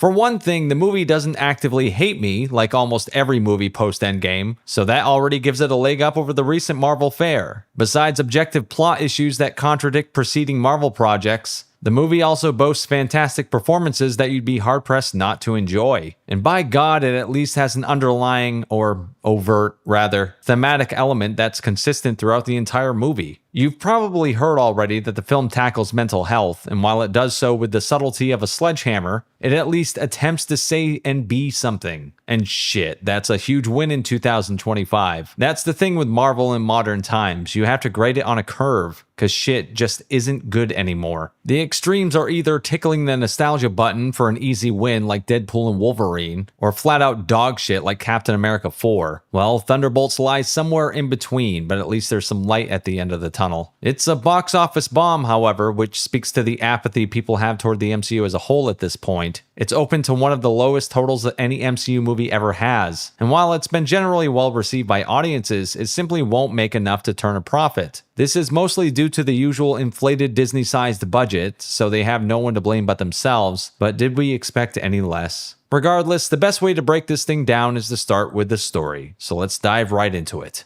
The movie starts with Yelena talking about how depressed she is, or maybe she's just bored. She narrates this while bad bitch girl bossing her way through a violent mission to get an inconsequential to the plot thingamajig, beating the shit out of men 3 times her size with ease. At this point, we've seen this kind of shit so many times, you just kind of become numb to the disbelief and wait for the next scene. If you remember, she's working for Allegra de Fontaine, the woman who was last seen recruiting bad people for an undercover ops group. Hint, Yelena seems to be one of those operatives. De Fontaine's apparently being investigated by the DOJ or some shit for involvement in a super secret, super not good project named Sentry. So Yelena's here in Malaysia trying to sever any ties she might have to said project. She blows up the lab after having a therapy session with the workers there about how sad she is. De Fontaine realizes she'll be impeached if her involvement in the project is discovered, so Yelena saying she's all done working for her throws a wrench in the gears. And so the boss agrees to let her go after one final mission, sending Yelena off to a covert facility some fucking where to eliminate some random target. And she's happy to do it, thinking she'll be released, riding off like an exuberant Terminator. When judgment comes for you, when judgment comes for you, what you gonna do? But once she reaches the facility, she's attacked by Johnny Walker, aka the dude who is actually the rightful guy to take over as Captain America, but we'll touch on that later. Ghost, who you probably don't remember but was the villain in Ant-Man 2, and Taskmaster, who you probably also don't remember but was the villain in the Black Widow movie, have all been sent there under false pretenses. They've been sent to kill each other. Yes, indeed, they've been tricked by De Fontaine, god damn it. and wind up in a Mexican standoff. Well, most of them do. Taskmaster dies almost immediately because the plot couldn't be bothered with her. And you'd think Yelena would be super upset about this since Taskmaster is one of her Black Widowed sisters from the Red Room and all that. But nah, they just raid her corpse for weaponry and a turkey sandwich. They also accidentally wake up some dude named Bob, who's been suspended in cryosleep or some comic book style bullshit, and they all have to reluctantly team up to escape because they finally realize what the audience did 10 minutes ago. DeFontaine set them all up to die because they're all expendable assets and she doesn't want to go to prison, so she's going to get rid of all the evidence, meaning them too. The room is set to blow up, and thankfully DeFontaine put a little clock in there for plot purposes so the not heroes can conveniently know how much time they have to escape. Well, guess what? They do. While doing this, Yelena connects with Bob over their mutual depressive nature, and they seem to take a liking to one another. Yelena, Walker, Ghost, and Bob finally make it back outside after some extreme but reluctant cooperation. But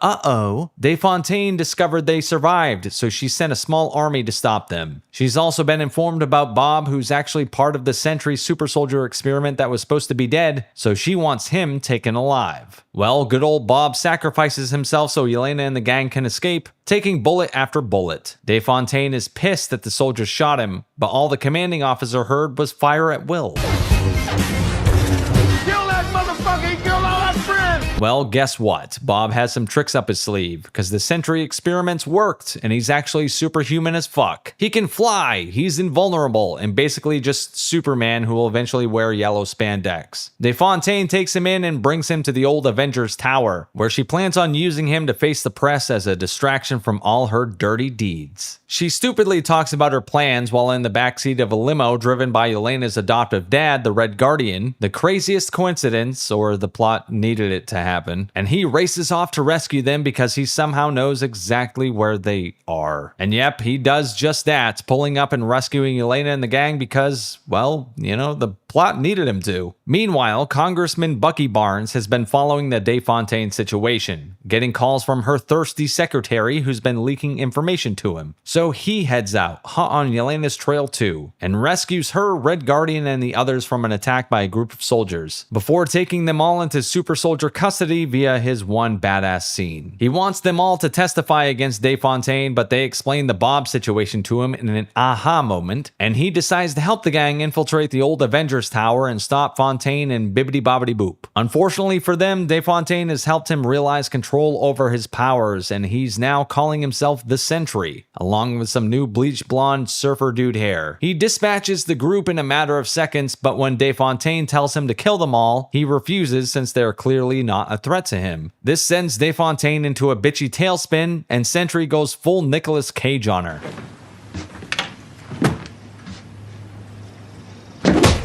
However, Fontaine's assistant hits a kill switch that incapacitates him long enough for them to escape, but this inadvertently triggers old Bob's alter ego known as the Void, and he starts to engulf the city of New York in darkness. It's basically this giant black hole of sadness that sends everyone it touches into their deepest, darkest secret hole of depression. Yelena sacrifices herself to enter this void of darkness to try and stop Bob from within. And they're a team now, so Red Guardian, Walker, Ghost, and Bucky jump in after her. Using the power of words, Yelena convinces Bob to leave the darkness behind. And after beating the shit out of himself like he's Jim Carrey in Liar Liar, What the hell are you doing? Kicking my ass! Do you mind? he takes control and they escape. After regaining control of himself, the city returns to normal, and lo and behold, DeFontaine is right there to snag the gang and get away with it all by presenting them to the news media who just so happen to be right there. Yes, indeed, she ducks responsibility by introducing the team as the New Avengers. Oh, and then there's a post-credit scene where the New Avengers see the Fantastic Four's ship flying toward Earth from space or something, and that's it. That's the fucking movie. Okay, let's start with all the bad about this movie, because let's be fair, there's plenty that's wrong. The most glaring thing about Thunderbolts, or the New Avengers as we should be calling it, is character assassination. If you've actually been following the Marvel Cinematic Universe, it's like you're actively punished for doing so, because you'll notice glaring things like, well, characters acting completely differently in this movie than they did in previous Marvel projects. The biggest example in New Avengers is John Walker. When he debuted in the Falcon and Winter Soldier Disney Plus show, he was actually a pretty righteous dude who righteously killed a fucking terrorist who murdered his best friend. So in this movie, they've made him a total dick. That's right, in this movie, John Walker is just a straight up asshole pretty much the entire time, picking on Bob and generally being a pain in the ass to everyone in the movie. He's also seen as mostly incompetent, constantly wrong at every turn and one-upped by the other characters. He's who the movie needs him to be, not who he was before. Not to mention his character arc is odd. You'd think during his trip into the void, when everyone was seeing the things that haunt them the most, he'd be revisiting his dead friend or reliving the moment where he killed the terrorist, but instead it's when he gets in an argument with his wife. I mean, fair enough, I guess, but that's not exactly the most intense thing he's gone through, and the audience actually knows that. Red Guardian is also another character that's essentially been repurposed for the sake of the script's needs. Instead of meeting the characters where they were at, back where they left off, they've been rejigged to cater to the plot, for better or worse. Red Guardian has been reduced down to a one-note joke, basically playing the loud foreign guy who screams all of his lines. But at minimum, he at least has a character arc here, even though it took him running away from his family again and resetting the character in order for him to have one. And Taskmaster is, well,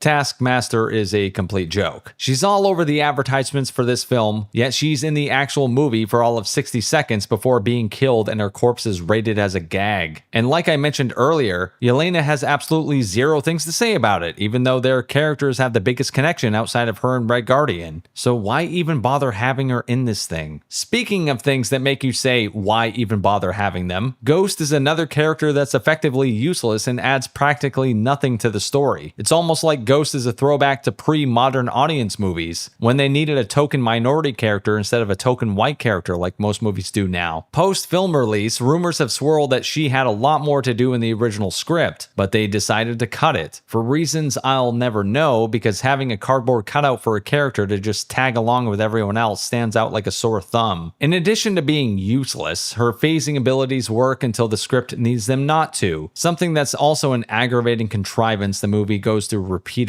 Now, stop me if I'm repeating myself, there's another wasted character. This one is beloved though. Congressman Bucky Barnes. We'll ignore the fact that him becoming a congressman is the 8,000th argument why this dude should have been Captain America instead of Sam Wilson. If he's good enough to join the government in an official capacity, he's good enough to wield the shield. The Winter Soldier redemption arc was sitting right there and they completely ignored it for this mess. But yeah, I digress. Sebastian Stan once again rests squarely on the back burner in this movie, like he's done nearly every time he's been on screen since signing that 9-picture deal. What the fuck are they even doing with this guy? Sure, he's technically an Avenger now, but he has little to nothing to do in this movie and certainly doesn't have anything resembling a character arc. He has a pretty cool scene that reintroduces him as his badass Winter Soldier self when he rescues the group from a military attack, but other than that, he's simply along for the ride. And when he gets the opportunity to have any reflection at all once he enters the Void, a place where you'd think Bucky has ample space to explore his psyche, they skip over him completely and just use his past for a Marvel-style unfunny zinger. I repeat, what the fuck are they even doing with this guy? As you can see, there are a lot of characters in the movie, but only so many full-blown arcs to go around. Most of them are along for the ride. They're as placeholders because they're meant to be a team, but the movie is only interested in a few of them. The script hopes that you just remember who they were from previous movies, but then if you actually do, like I was saying earlier, you're actively punished for closely following the MCU, because these characters aren't like their previous versions. Bucky Barnes, writing-wise, is a stand-in for himself. Same for Ghost, Taskmaster is a 60-second gag, and US Agent is a completely different character wearing the skin suit of John Walker. Besides the lack of depth for most characters, the movie also has that obnoxious kind of ending the MCU keeps riding, defeating the bad guy through the power of words. They did it just a couple months ago in Captain America Brave New World, when Captain Wakanda beat Red Hulk by talking to him. And what happens here? Well, they beat Sentry/Void by talking to him, of course. It works a lot better here than it did in Brave New World, but it's still a boring trope that I saw coming from a million miles away. The characters are only as clever as the writers, so as soon as I saw how powerful they made the Void, I didn't think there was any other intelligent way they'd be defeating him other than just giving him a therapy session at the end of the movie. Sure as shit, that's exactly what happened. With all that said, I was still entertained by the movie because there are a few things that work, and they work really well. A movie can have objectively bad parts, but you still walk away somewhat satisfied. And for Thunderbolts / New Avengers, that has to do with the performances. The cast is absolutely fantastic, and they do the best they can with what they have to work with. Even though the characters might be different from where they were left off or are thinly written, the actors make the best of things and really light up the screen. I enjoyed a lot of the banter between the characters, even through that now obnoxious Marvel humor. And it's this kind of work that makes me not hate this New Avengers squad. I actually like them and want to see more of them, just in a better written movie. Out of the entire cast, Yelena and Bob are easily the best of the bunch, which is high praise since everyone does such a wonderful job playing poorly written characters. But they also get the full character arcs of the script, so it helps them stand out. Yelena is played again by Florence Pugh, who's simply fantastic in the role. And yes, she has an obviously put on Russian accent the entire movie, but at least she actually goes for it. Scarlett Johansson, beloved as she is as Black Widow, said fuck all that and just spoke in her normal voice despite also playing a Russian. Yelena is depressed at the beginning of the movie and searching for purpose. She ends up finding it in a few ways. First, in a great scene with Red Guardian in the third act where she pours her emotions out to her father and he's there for her. Secondly, with her interactions with Bob, who she connects with over their joint sense of sorrow. And lastly, she gets what she desired professionally, as much as a professional killer can get anyway, when she gets to be the face of the New Avengers. And Lewis Pullman is fucking amazing as Sentry / Void, who jumps back and forth between the timid Bob and all-powerful Sentry. This is, in a lot of ways, Yelena and Bob's movie, so I'm thankful to say the script doesn't let them down. Well, as long as you don't count that cop-out of an ending I talked about. With the reveal of the Thunderbolts being the New Avengers and Disney's marketing gimmick really driving that home, it feels like this is the apology Avengers. It's like Disney screened this movie, realized they had something audiences would actually like, and said, you know what? Fuck Sam Wilson, let's make this squad the Avengers 2.0. Yes, there's an obnoxious mid-credit scene where we find out that Sam Wilson is suing them for copyright infringement. This man has gone from virtuous do-gooder to spearheading the great Avengers copyright drama of 2025. But I don't even know if you can count mid-credit scenes in MCU movies as canon at this point, so I'm just ignoring that, assuming Avengers Doomsday will as well. No matter what, this movie is one flawed piece of filmmaking with a ton of issues that nearly derail it. But wonderful performances by a dedicated cast makes me want to see what they can do in a movie not written like it's trying to revive a dying franchise. Maybe we'll get that in Avengers Doomsday, but considering Marvel quality over the last 5 years, I'm not holding my breath. But I'll repeat, at least this shit is better than Snow White. Cause I'm an island boy, and I've been trying to make. Oh, I'm an island boy. I'm a just island boy. I'm a just island boy. Guardians of the Galaxy Volume 3. Good news. Guardians of the Galaxy Volume 3 is the best the MCU has offered us in over a year and a half, but it's a seriously mixed bag that's overall quality hinges on what happens in 5 or 6 minutes out of a 2.5 hour film. Although that speaks to how great those 5 or 6 minutes are, it doesn't bode well for the rest of the movie. Chris Pratt returns as Star-Lord, and while he was trying to figure out his voice for the Mario movie last year, Hey, where's the freaking gabagoo? You motherfucker. You motherfucker. He managed to squeeze in filming his third outing as Peter Quill along with the rest of the gang almost 6 years after the release of Volume 2.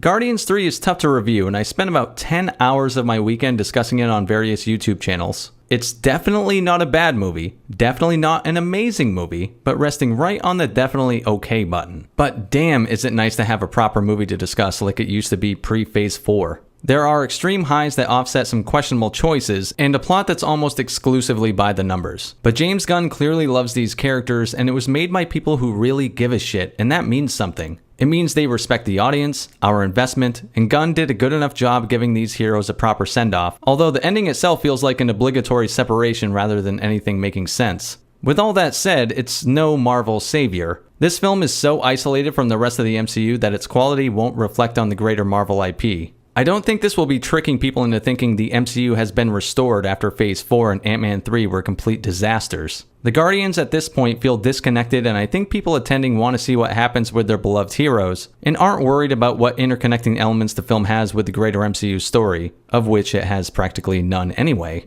I'm happy to say that unlike a lot of my MCU reviews over the last year, I'm not really going to shit on this movie. It simply doesn't deserve it because it's not shit. The mere fact I can spend my weekend on various podcasts discussing this without it becoming a slamfest is refreshing. The MCU isn't back, but at least there's a proper movie to break down. So thank you for that, Mr. Gunn. Let's start with the plot setup and understand where we are before we get to the criticisms and praise. We find the Guardians on Nowhere, which they had purchased from the collector during the Guardians of the Galaxy holiday special on Disney+.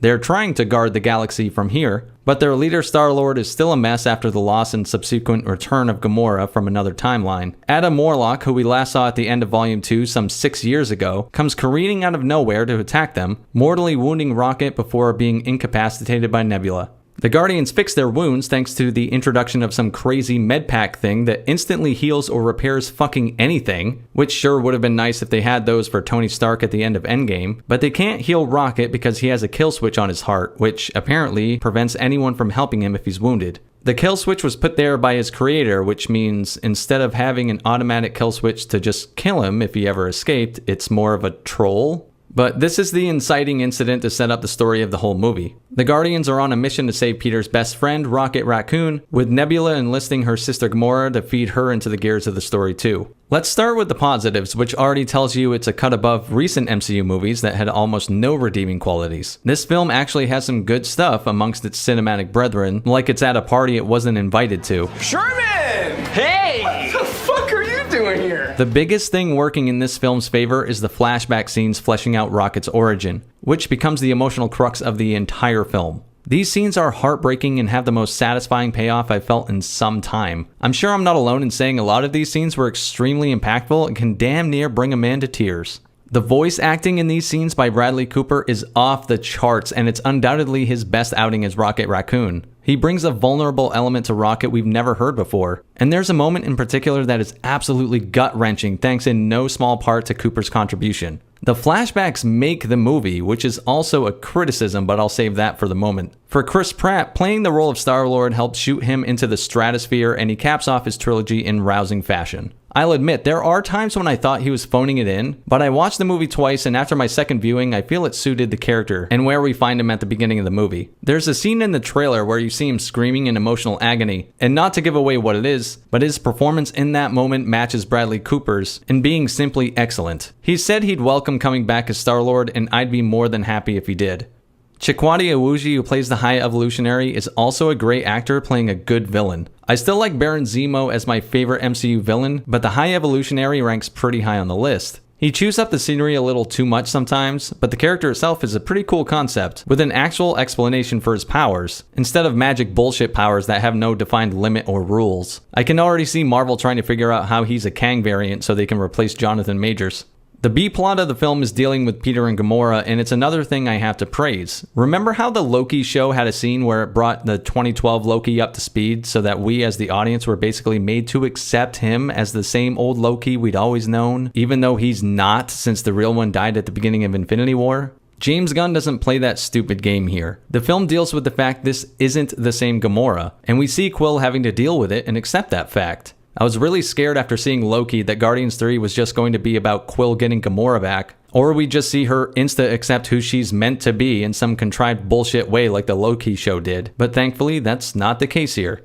I want to compliment the CGI too, which is finally on point. VFX have been criticized out the asshole when it comes to the MCU since Phase 4 began, and rightfully so. It's been absolutely atrocious. And that is not the case here at all. It's like Marvel understood Guardians as one of their top tier properties, so best not fuck this up, and poured plenty of resources into it to make this film look absolutely beautiful. I don't blame the VFX departments of other MCU films. It's a known fact that they're overworked with the absolute deluge of garbage Marvel has made them pump out. But it seems like the teams working on this one were allowed plenty of money and resources to produce an absolutely stunning product. Everything from the sets, background CGI, and wild-looking creatures are stunning and believable. James Gunn was also allowed to get away with some serious body horror in this movie. He directed the films Slither and Super before moving to major blockbusters with the original Guardians film, and those movies had some gory elements, and it seems like Marvel really let him get away with some extra horrific stuff here. For some folks, it might be a little too much, especially if you're bringing kids to see this, but a huge kudos to Marvel for letting Gunn do his thing.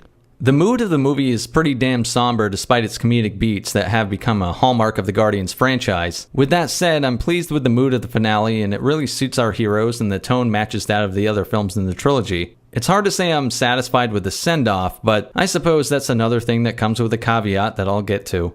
No matter what, James Gunn loves these characters, and it's apparent to anyone watching. There's no cynicism or malice or disdain here that you feel some of the other MCU films have. Like Taika Waititi treating Thor like a complete idiot, or the bastardization of Doctor Strange in his own film, sidelining him for some newbie character. Criticisms are up next, but on a positive note, this film was made by people who care, and it's apparent. The message of the film is compassion and friendship, and Gunn does his best to showcase those things and succeeds most of the time.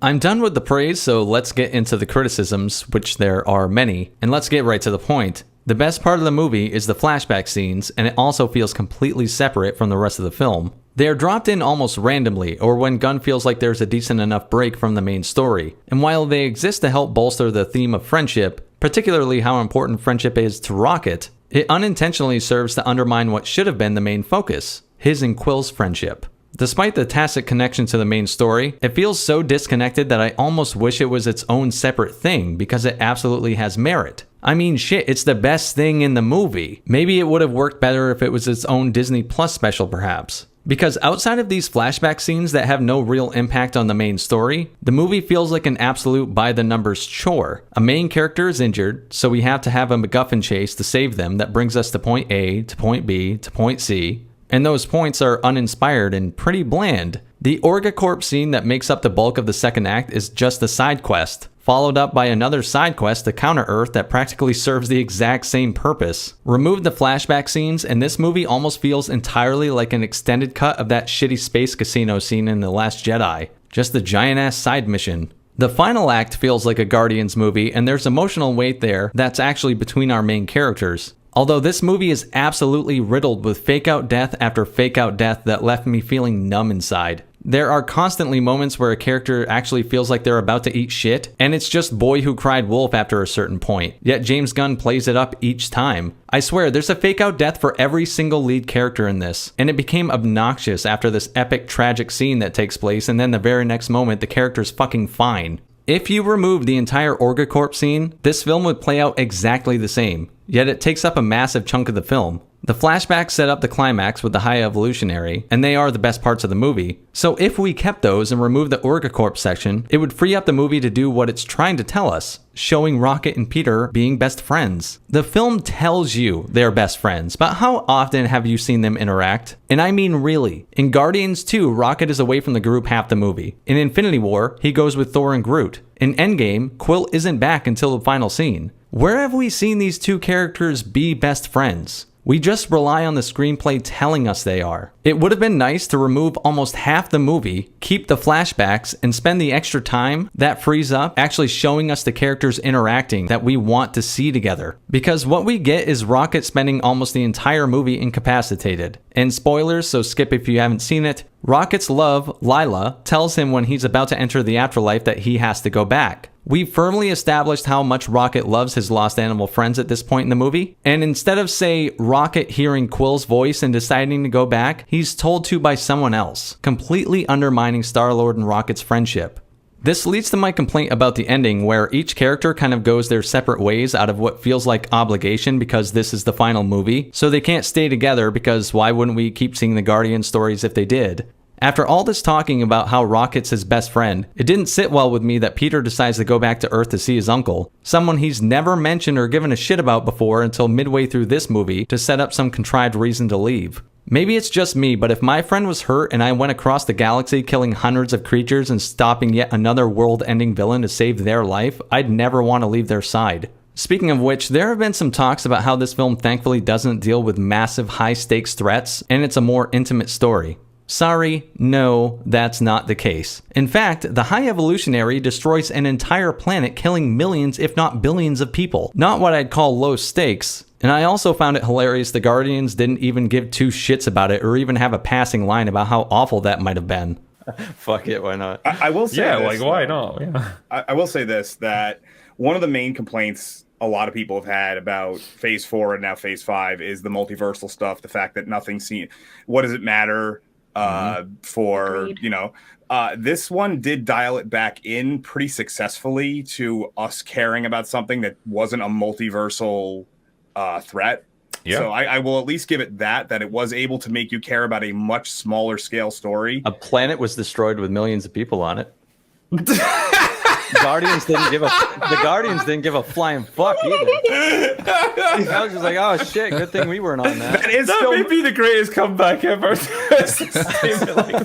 Adam Warlock is also completely fucking wasted in this movie, and interviews with James Gunn kind of allude to the fact he didn't want to include him and was kind of forced to. Because I know fans have been asking you for years, even before Guardians 2, when you get the tease, like, what's going on with Adam Warlock? Did you feel pressure to put him in? And like, how close to what the final product is what you had in your head? I did feel pressure to put him in. I wrote, a lot of the stuff was written for Volume 2. Originally, Adam Warlock was in Volume 2. Mm-hmm. You can see what Marvel actually thinks of characters by the way they adapt them. Adam Warlock is an ultra-powerful and kick-ass character in the comics, and he led the battle against Thanos in the Infinity Gauntlet storyline. Essentially, the role Captain Marvel ended up taking over for the Infinity War Endgame saga for obvious reasons. So what do we get? A character that wouldn't change the story at all if he were removed or replaced by someone else. And they've turned him into a complete dumbass to boot. Yes, there's a story reason for why he's so stupid, but that doesn't make him not stupid. He's stupid and shouldn't be. There's also an overindulgence in the licensed music department with this movie. There are 17 fucking songs in this film. I counted 4 licensed tracks played in the first 18 minutes of the movie. It's like Gunn thought because this is his last Guardians flick, he needed to shove everything he could in here, appropriate or not. Despite the kick-ass music selection, it just becomes noise at some point. Literally too much of a good thing becoming obnoxious and less special with every song played. With each positive end of the movie having an unfortunate negative, it's weird to think about what would happen if you took out certain things. The first act is Adam Warlock completely wasted with a contrived reason to keep Rocket out of the movie. The second act is a treasure hunt, paint by numbers and boring, and the best part of the movie is the flashbacks. So does that make it a good movie? With some highs that are accompanied by some serious lows, Guardians of the Galaxy Volume 3 is an A-OK conclusion to the story of our galactic heroes. Deadpool and Wolverine. Deadpool and Wolverine pulled off exactly what it needed to. It's a damn good reason to go to the theater, for which I'm certain Regal and AMC are grateful to their Disney overlords. It's the start of Marvel's apology tour for their toilet water movies the last few years, deciding to play it as safe as possible and feeding us the McDonald's of cinema, with main ingredients consisting of unapologetic nostalgia and fan service. But it's also a surprisingly heartfelt farewell to Marvel's Fox universe, and Disney thankfully didn't burden this movie with the weight of saving the MCU. They're leaving that to their Robert Downey Jr. panic casting. I don't like describing a movie as fun, but that's really what this one is. It's fun. Not that MCU movies are the height of cinema, but Deadpool and Wolverine is a happy meal. There's no nutritional value and there might be some gut rot, but you're not supposed to eat that shit all the time. It's a little treat. Now, if you've seen a Deadpool movie, this one's like DMX on a roller coaster. You're getting exactly what you expect. Ryan Reynolds has Deadpool down to a formula, probably why Kevin Feige used this movie to momentarily stop the bleeding of the dying Marvel Cinematic Universe. A third Deadpool movie is the safest of bets, an absolute home run in the right hands and something that should be impossible to mess up. And with Wolverine added, this was the predictable, guaranteed box office hit they desperately needed. Just how nervous fans were about Marvel screwing this up is indicative of how far the MCU's fallen, but hey, Disney deserves credit for not fucking up the unfuck-upable, so good job. We're talking about a film that in a bizarre way was going to be above normal criticism, and it has to be if you want to enjoy it. If you think about the plot for 2 seconds, it completely crumbles under its own stupidity, and it was always going to. It definitely feels like Ryan Reynolds and the writing team used the meta-ness of the Deadpool character to justify a lot of lazy-ass writing, but the good stuff is damn good. Does it feel like there's any substance? No. Did I expect it? Also no. Fair or not, Deadpool and Wolverine is going to be judged on if it did what the broader audience expects, which is make people laugh, let Hugh Jackman be Wolverine, and just general Deadpool buffoonery, bullshit, and shenanigans. And yep, all boxes checked. The plot of Deadpool and Wolverine is, well, kind of pointless and makes no fucking sense because of the contradictions it creates, but we'll get to that. The story, little as there is, exists to get Deadpool and Wolverine in a buddy action comedy scenario, and with a fourth wall breaking character, you have a built-in excuse to be as lazy as you want. The movie makes sure to do exactly that, for better or worse sometimes. We start with a flash forward on Earth 616. Deadpool's being interviewed by Happy Hogan for a spot on the Avengers, and he gets told promptly to eat shit. According to Happy, the Avengers is for selfless heroes, not for people trying to win back a stripper. We then go back in time to Deadpool's birthday party, and Mr. Wilson's taken away by the TVA. You know, that obnoxious reminder of sloppy MCU world building? They take him to meet Mr. Paradox, who offers him a spot in the sacred timeline, or rather Earth 616, where we just were. He'll want to take Paradox up on the offer too, since apparently his universe is dying. See, when Wolverine died back in 2017's Logan, the universe lost its anchor being. Or in real world terms, without a lead character to anchor the story, the writing is doomed to go to shit and audiences stop caring. A universe decays over several thousand years when the anchor person dies, but Paradox has a little MacGuffin to end universes faster. Because the movie needs to put the characters in some sort of time crunch jeopardy, contrived or not, damn it. Deadpool, not wanting his world to die, steals Paradox's little iPad and jumps universes looking for a variant of Wolverine to replace his dead one and thus stop his world from destruction. Does all that make sense? Absolutely fucking not. I'll break down the Earth Killer-sized plot holes, but a note. There's a difference between this and other poorly written Marvel schlock as of late. At the very least, I am entertained. An excuse to see live-action versions of classic comic Wolverines begins while the cameo machine simultaneously starts. And dipshit Deadpool doesn't just snag any Wolverine. He apparently kidnaps the worst Wolverine in the multiverse, who was convinced by Deadpool to help him under the premise that the TVA could go back in time and fix his fuck-ups. Instead, Paradox prunes Deadpool and Wolverine to the void, where they start their buddy comedy adventure through various brown CGI spots, running into excuses for fan service and cameos galore. The two duke it out in a profanity-laced fight to kick things off, and it's made for sheer visual glory. Two beings who can't die trying to kill each other doesn't make for a fight with stakes, but it's pretty fucking fun to watch. They make it to the edge of the void where they meet more cameos along with another villain, Cassandra Nova, a variant sister of Charles Xavier. Deadpool gets Johnny Storm killed by exposing him as a Cassandra shit-talker before they eventually escape and meet Nicepool, the other half of Ryan Reynolds' shtick. They gather all the cameos to battle Cassandra and escape the void, and they do just that in over-the-top CGI gore and shenanigans.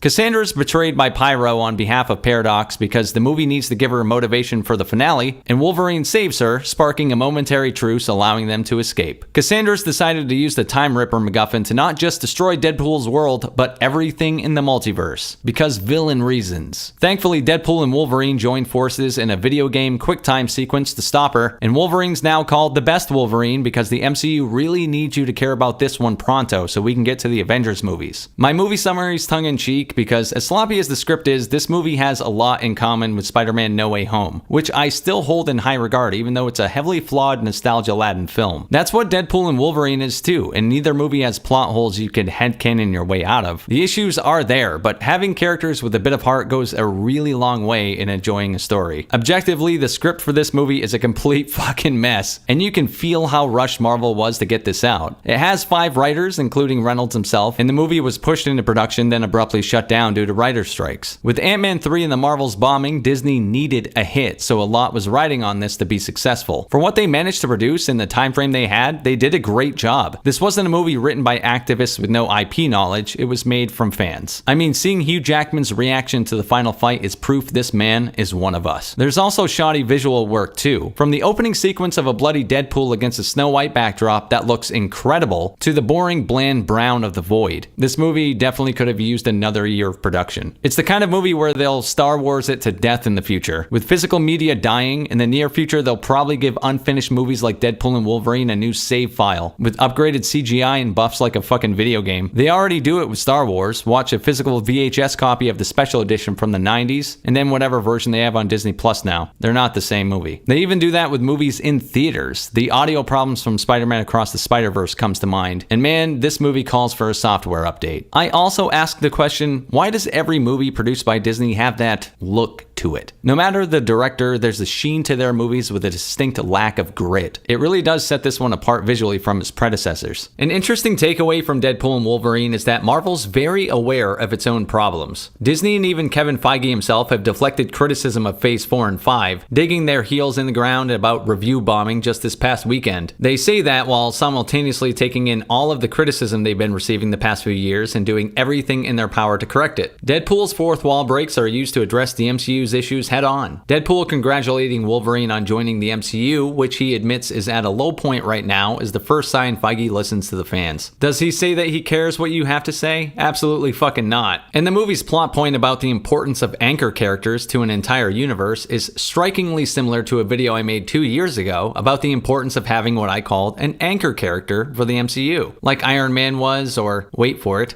Hugh Jackman was for the Fox universe. Yes, I'd say the anchor being plot is more a meta-commentary for the MCU dying without a central figure like Robert Downey Jr. It's why I mentioned in that same video they'd need to be focused on either Wolverine or Doctor Doom, who they'd get to return, by the way. I was right. Feige can say whatever he wants, but it's like someone at Marvel is watching YouTubers and taking notes. And maybe too much at face value. I thought they'd cast someone new as Doom and Wolverine, but they literally got Hugh Jackman back and Downey Jr. for a heel turn. Amazing. That's Marvel's answer to their problems. They're going back to the well, but at least it's better than the shit they've been pumping out, so judging by the box office numbers, it's a safe decision on Marvel's part while they figure out what to do for the rebooted MCU of Phase 7 and beyond. Deadpool and Wolverine's meta jokes show the studio can be honest about its mistakes, even though no one would say it outside a joke that has plausible deniability, but we'll take what we can, I guess. As mentioned before, this movie is going to be viewed outside normal criticism for the vast majority of people seeing it. Who cares if something makes sense in a movie that breaks the fourth wall, am I right? But it's similar to an argument made for Godzilla x Kong, or any other random meta movie like Barbie even. Especially with MCU apathy in mind, mileage will vary on how much even fans care about the story problems. But let's take a look at some just for shits and giggles. Number 1, it's previously been established in the MCU that if a variant winds up in a universe outside their own, their displacement would lead to an incursion and the destruction of the universe they're inhabiting. But the entire reason Deadpool and Wolverine wind up together is because Deadpool's trying to save his universe by permanently replacing Logan with a variant. Yet, in Multiverse of Madness, Stephen Strange was captured by an alternate Avengers squad who wanted him the fuck out of there because his presence would cause the destruction of their universe. Even though their world Strange was, wait for it, dead. There's some validation for the nothing in the multiverse matters jokes. Two movies inhabiting the same universe contradict each other regarding the overarching storyline. New motto is welcome to the MCU. Who cares? Number 2, a universe starts to decay when its anchor being dies. How did it exist before the anchor being existed? Were there previous anchor beings? Will there never be another one? So the universe's most likely billion-year history rests solely on the 80-year at best lifespan of one human being. I know it doesn't make sense and it doesn't need to, but it's still there no matter how you feel about the movie. And there are a lot of examples in the movie like this, where I don't even think Mahler would want to go through them all. But again, I understand that's the point. Marvel's continuity and overall story has always been played a little loose, but it seems like we're at the point of fuck the story, hit the emergency fan service button. And goddamn does this thing commit to fan service, where the movie isn't so much a movie but more a celebrity guessing game of who could they afford with a Disney level budget. That's where this kind of thing gets you. It is cool to see a lot of the fan service key jangling wish fulfillment moments that have eluded fans all these years. If there was some substance to the first 3 MCU phases, then Deadpool and Wolverine is the start of the apology tour for the last few years of shit movies. Even if it looks goofy. When Channing Tatum walks out as comic accurate Gambit, I was happy to finally see it and also glad we never got a solo movie. More cameos from Fox's past creep in like Jennifer Garner's Elektra, but no Ben Affleck. Was it budget constraints or maybe Affleck's done with superheroes as he deals with the burden of existing? This poor fucking guy. The big return though is Wesley Snipes as Blade. Still looking badass at 60, they let him actually say something along the lines of, "There's only ever gonna be one Blade." A line Marvel allowed that I'm sure Mahershala Ali is pleased with. Knowing Snipes' history, it's not crazy to think he negotiated that line into his contract. And Blade gets the best deal out of all the cameos. They wouldn't dare make him look uncool. He even gets to throw the ice skating uphill line for some seal claps. Another person sneaking in from the Fox universe was Chris Evans as Johnny Storm. His brutal murder in the movie serves as a lesson. They can afford Chris Evans for this, and he's 100% going to be back as Captain America in Secret Wars. And yeah, all these cameos are unabashed key jangling, but they're at least here because the film, flaws and all, was made by people who love the property. That's proven by the end credits, where Good Riddance plays over a montage of behind-the-scenes footage. That gets the hallmark commercial single-serving emotional resonance, but it's simultaneously earnest all the same. And that leads me to Hugh Jackman as Wolverine, who's the big gimmicky selling point of this movie. These stunt casting things are gimmicky since the story has to work through contrivances to bring the character back, but I'm open to anything as long as it's executed well. So does the movie give a good enough reason to bring Hugh back? Yes and no. It pulls the same thing the Loki show did. The character of Loki died during the events of Infinity War, but the writers really need you to be emotionally invested in this time variant version of him the exact same way. So the variant Wolverine, much like the variant Loki, is the exact same character as the previous one up to a point. It's a quick way to essentially bring someone back from the dead without actually doing it. The story excuse to bring him back barely matters. What actually does is the psychology behind it, at least to Marvel. General audiences won't care too much if this is the same Wolverine, as long as it's the recognizable face of Hugh Jackman playing him. For what it's worth, I found the desecration of Logan's corpse at the beginning of the movie a wild thing to write. I found that pretty funny, but also over the top. James Mangold's pulling an Arthur right now, I'm sure.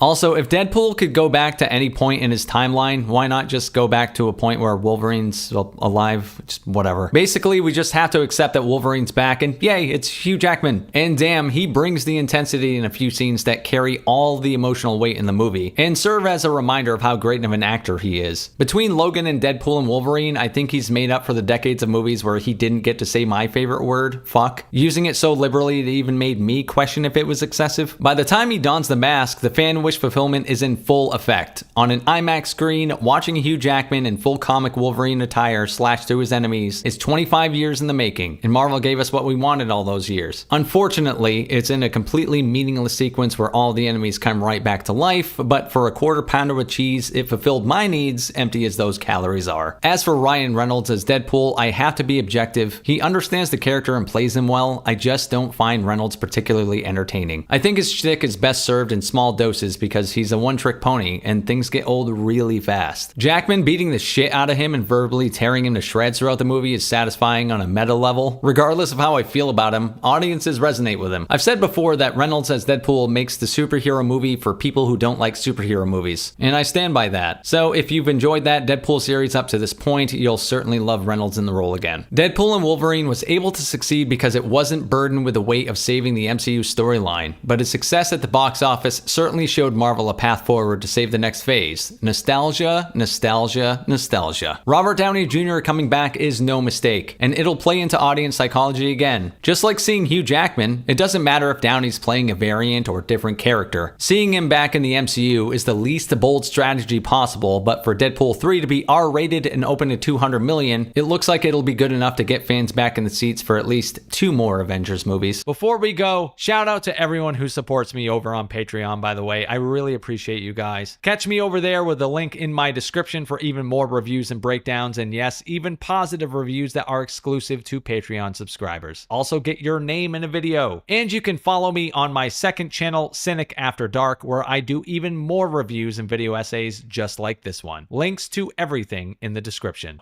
GG's.